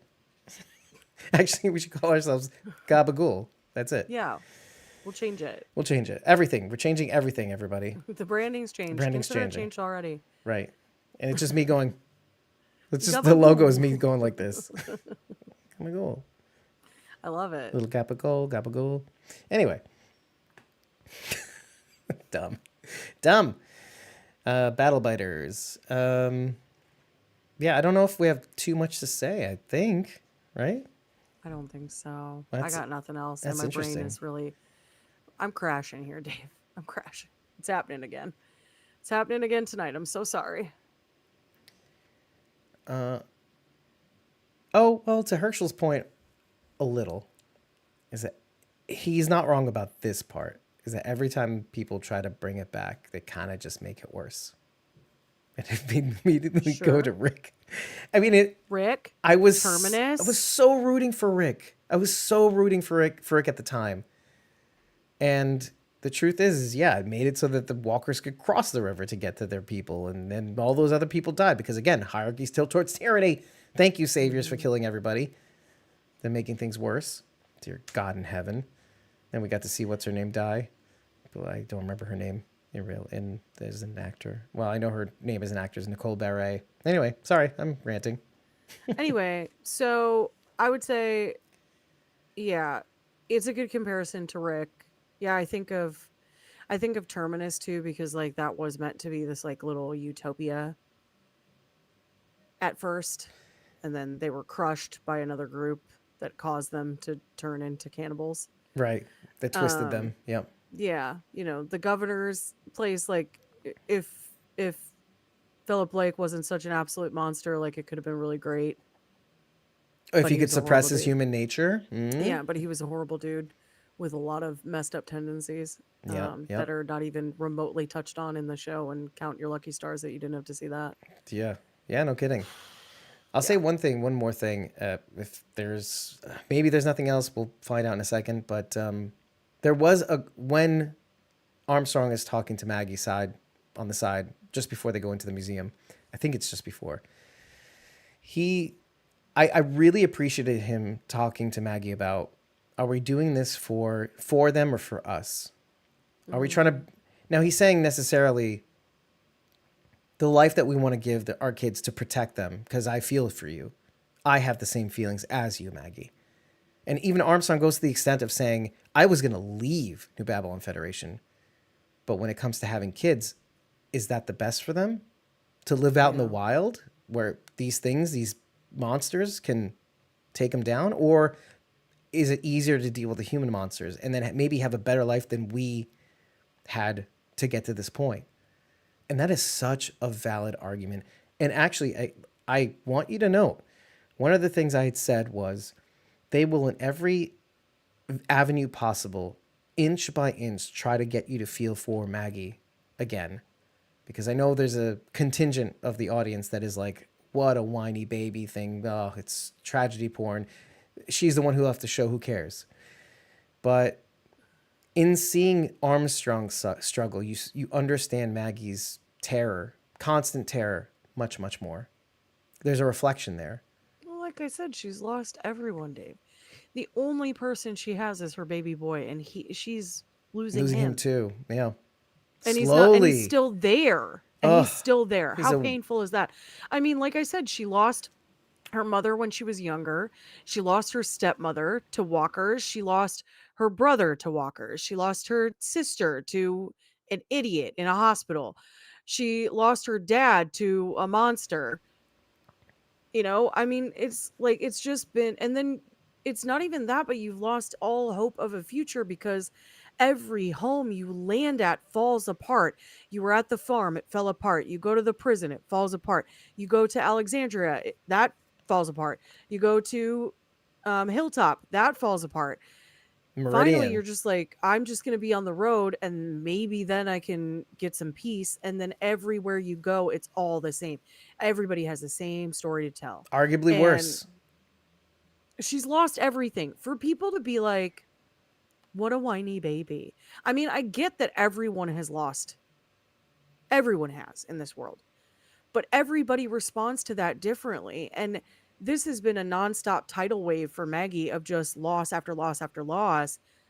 She can't get over it. And the man who committed the crime against her husband still lives, and she didn't want him to. And she didn't get to have a say in that. Right. Right. Like, On there top is of stuff everything. to be mad about. Right. There is stuff to be mad about. I will, to give the Sharks a little chum, there is something to be said about it, and I wonder if the writers, A, are conscious of it, and B, will try to write their way out of it. The idea of, well, I don't want to see me in the character. I want to see someone uplifting. I want to see someone who is able to overcome. We love an underdog, right? We love an underdog, right, Bridget? We do. I do. Yeah. So It would be nice to see her like pull herself up by her bootstraps and do something different. yeah, and I It love. would, you know what? It would have been nice had she come back for Negan. I know that sounds insane, but that would have been like, that would have been showing him like, you are better. You are a better person than he is. How Christian of you, Bridget. Well, Love your yeah, enemy. turn the other cheek. Turn the other cheek. I mean, there is something to be said about loving your enemy.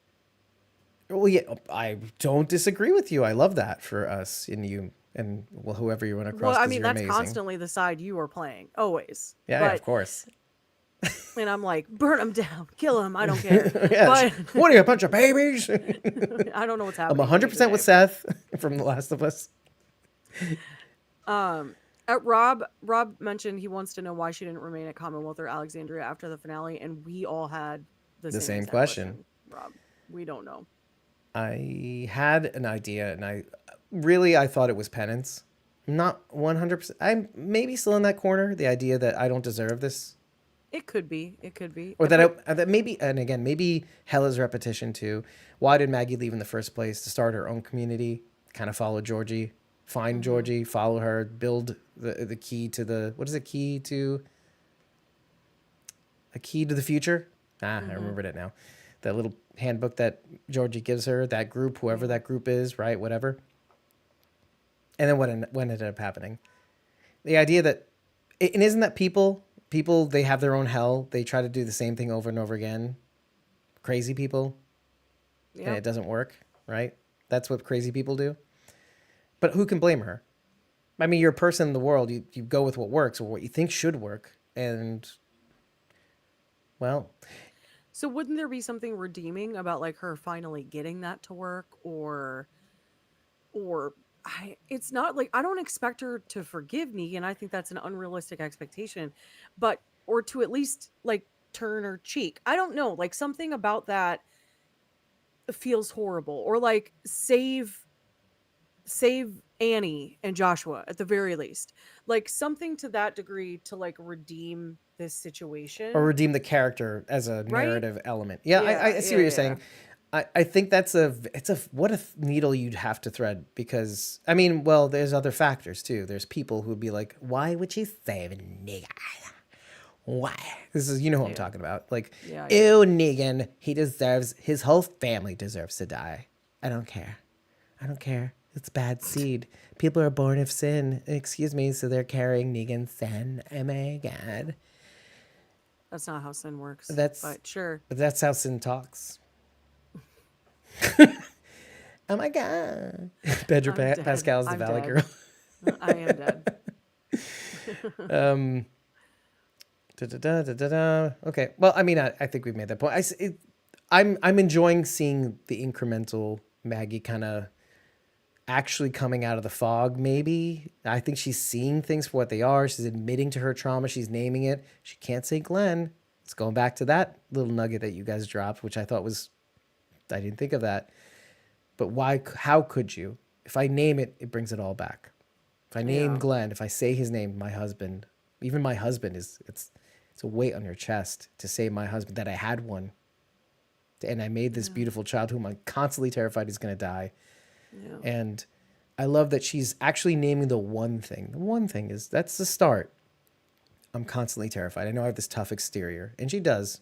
She's hard. She's hard. She is. She is. She's a hardened person. I do want to remind everyone though that Carol is very similar to this. I did want to bring that up. Gosh, you Okay. son of a mother. Carol is really similar to this. She is also hardened.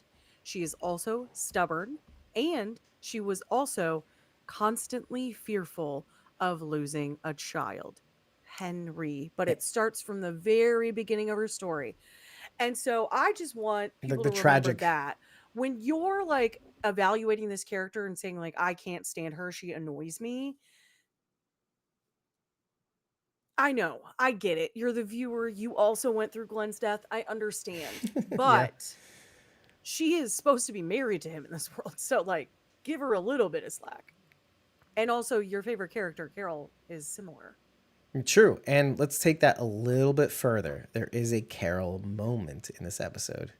By Okay, way lay it of on me. Maggie spots the Dama, the very she or her that Negan mentions, right? Yes. He brainwashed her or whatever Negan said to her. I don't remember, but it was like Herschel's not to be trusted essentially. And he sees the very drawing of the very person that Herschel in his drawing is referring to. It has to be the she that Negan is talking about. Yeah. And guess what? The Dama spots her as well and goes, "Oh, that's interesting." You know what I mean? Like That's interesting. that but I'm worked not out the way I interested. planned. And what is that if not Carol, season 10, looking down at Alpha, right from the cavern, and then Yeah. screaming that bloody scream that just made my skin crawl. She's trying to get at, but you have to, context is everything. Do you remember the Benny Hill show of her trying to chase Alpha and then she gets into the cavern and then everybody's chasing after Carol, right? Because there's Yes, Carol, what are you yeah. doing? What are you Yeah. doing? And then they finally reach her, and it's the beginning of that episode when they finally catch up to her. She yells that scream right before the title sequence. And that's Maggie and the Dama. And of course, Maggie can't scream. And if I believe she could, she would. Because it's the very fear that you have that somebody's slipping away. Now you can name the person who's doing it. Just like you can't name Glenn, here's the person that's taking Herschel away from you. Or is leading Herschel. Because it's not entirely the Dama. It's a little Herschel too. And I think she knows it too. Judging Yeah. by the way he's saying things, it could be better. I mean, she's denying it publicly, but she knows it internally. We already talked about that scene. Right, Her that's eyes right. give it all away. I mean, look at after she hugged him really tightly after she thought she lost him, and then she pushes him a little bit away, like arm's length, and she kind of gives him a look like, "Have I lost you already?" Yeah. You know. Rob says, I find Maggie completely justified in her feelings towards Negan and her worry about her son, as any mother would. Speaking as a dad, Yep. Rob I Casey. agree with you, Rob. I do. Hard to disagree, and hard to disagree with Armstrong's conundrum about, am I doing this for them, kids who can adapt, who don't know any better, or am I doing this for us, who does know that there's a better, that as much as we complain, it is a criticism of the audience, as much as we used to complain about our day-to-day doldrums and our malaise, inarguably, that world is better than this one. Even though the grass is greener on the other side, we're looking at their world. I would love that Constantly. world. Yeah, I want to do that. But then they're like, "Can I has society, please? Can I has it, please? Can you give me ice cream?" Right? Barf. It's like the show is looking at us, going, "Can you appreciate what you have while you have it, Yeah. please? So we don't have to worry about these problems." I love that for us as a podcast, talking about it with you. We had a good run, Tony. The end scene, that was very sad. Super sad. I mean, the It's monologue itself, again, so what a bookend. It starts off that way, ends up that way. Here's how Eli Journet refers to the Bruegel. He uses the word, quote unquote, ultimate capitalist. Like it for us. I can see that. But also civilized barbarian. Also see that. Okay. It's like the rat and the carrot presentation of the meal. It's like it's this elaborate, looks very Michelin star meal, but it's a rat. Mhm. Also, you can't dress that up. You can't, No. It's like lipstick on a pig. Oh, and everybody on the cast was praising Kim Coates' joy behind the scene, like a joy to work with. He brought joy to the set. This joie de vivre. Oh, doesn't he just have like such an energy about him? Oh my God. Him cracking jokes at the Paley Fest early premiere in the Q&A. An hour-long so Q&A, by the jealous. way, which is... I'm so jealous. He was funny. He kept saying how tired he was over and over again. It's like, I'm tired, everybody. Cracking jokes. It was so out of control that like Jeffrey Dean Morgan and him were like just talking to each other on the stage at one point because it's just like laughing about how long they've been on this promotional tour, going from city to city. Sure. It's funny. It's funny.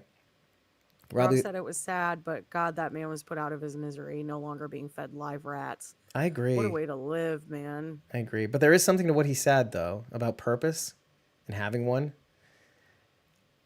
In a world where it's all about survival, to have the one thing that you're responsible over is kind of a godsend. That I can be fed. I mean, it's a horrible living, but what does he know? Like he's been in himself kind of brainwashed if you compare it to Herschel. Oh, yeah, 100%. And so if your only responsibility is to do this for this person and everything else is taken care of and you don't have to worry about being hurt or whatever, this is the only thing you get to do. Oh, isn't that what we're all looking for? But again, it can't be all about purpose, right? Everything in an extreme. Utopia, the idea that we can erase the other That's things right. in life that make things life. That's true.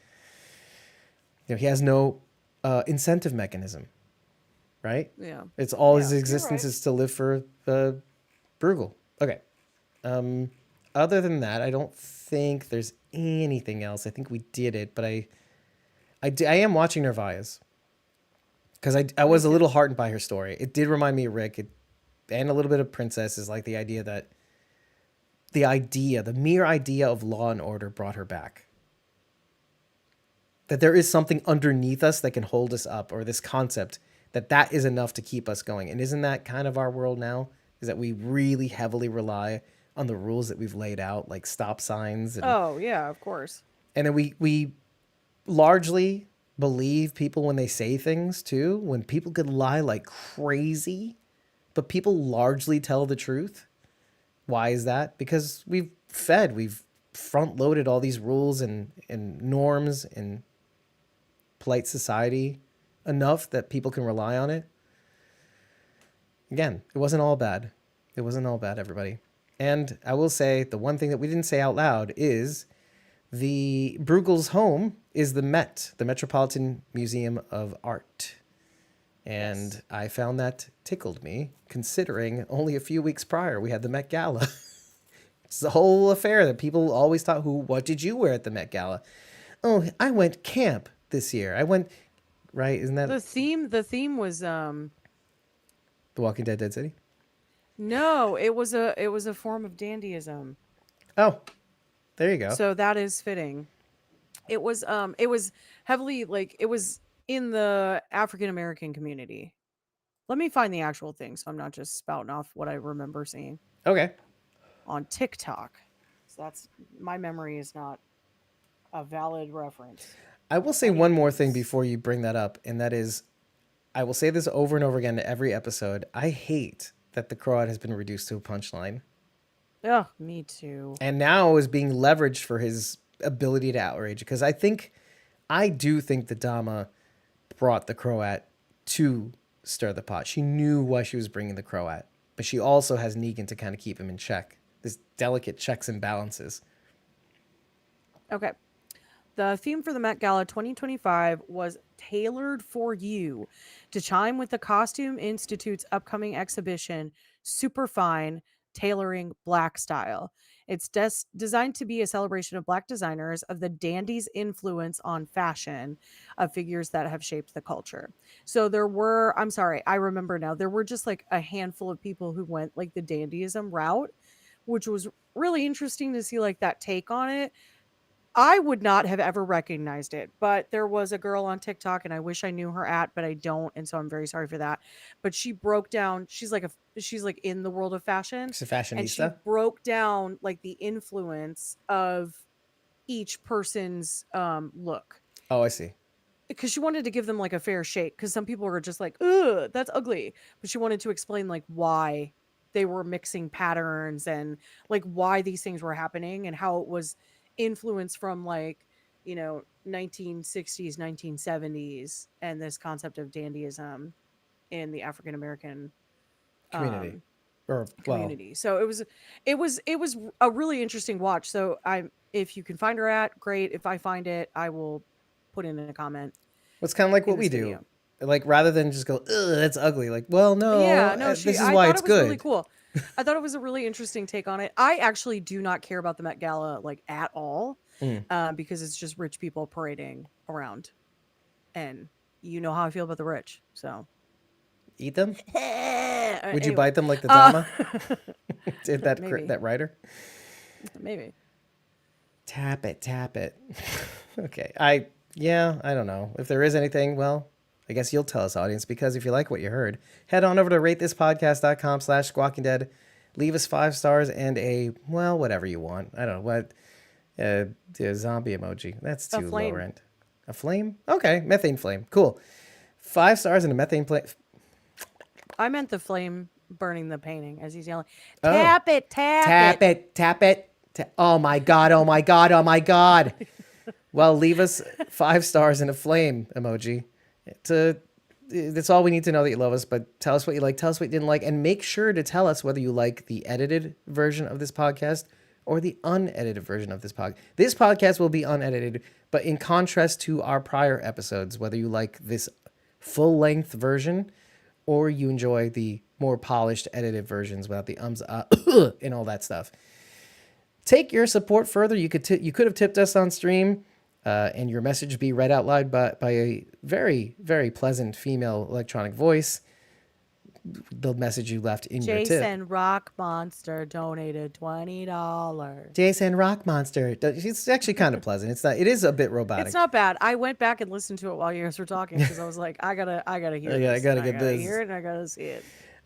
Yeah, you could have left us on team, but you missed the live stream. That's okay. No worries. Your insights could have made it to this episode, but since they didn't, you could leave a tip and maybe we'll even say it in the next one if it's interesting enough. When you tip us before or even after the stream, whatever, during the stream, you get 30 days of access to our unedited episode recordings, my pre-squawk insights, which I'm actually a little bit behind on, along with some clips, as well as a whole host of other perks.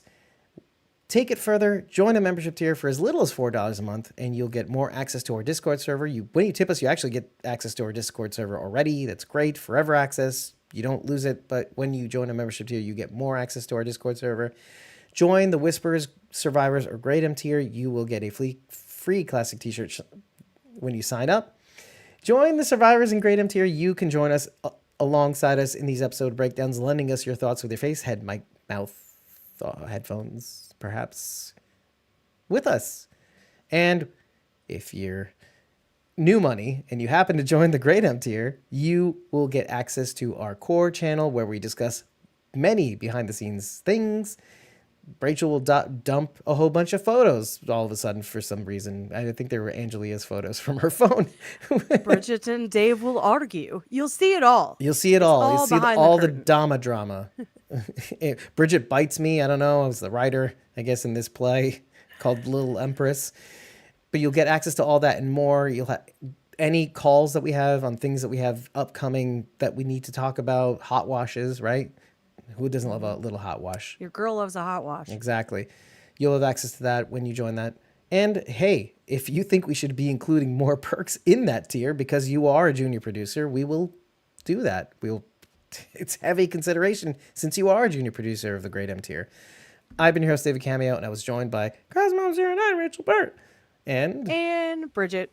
You can find me at ko-fi.com/punkybrewster. That's PUNKYBRUISETER. And no, Rob, you're the best. You hang up first. Also, say it like a New Yorker, man. You lived in New York for quite a time. Say, you guys are the best as always. You guys. Have a good one. Have a good one, everybody. Take care, everybody. I can't wait for the next episode. The awning and the coffee and the laundry. I love it all. I'm just Gabagool. gabagool.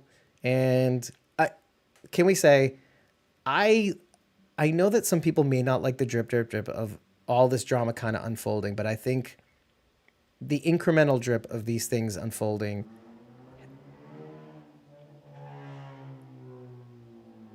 Do you hear that? You heard that, right?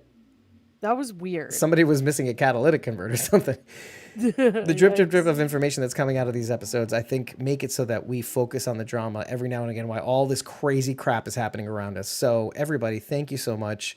Thank you for buying that shirt. Neo's the one.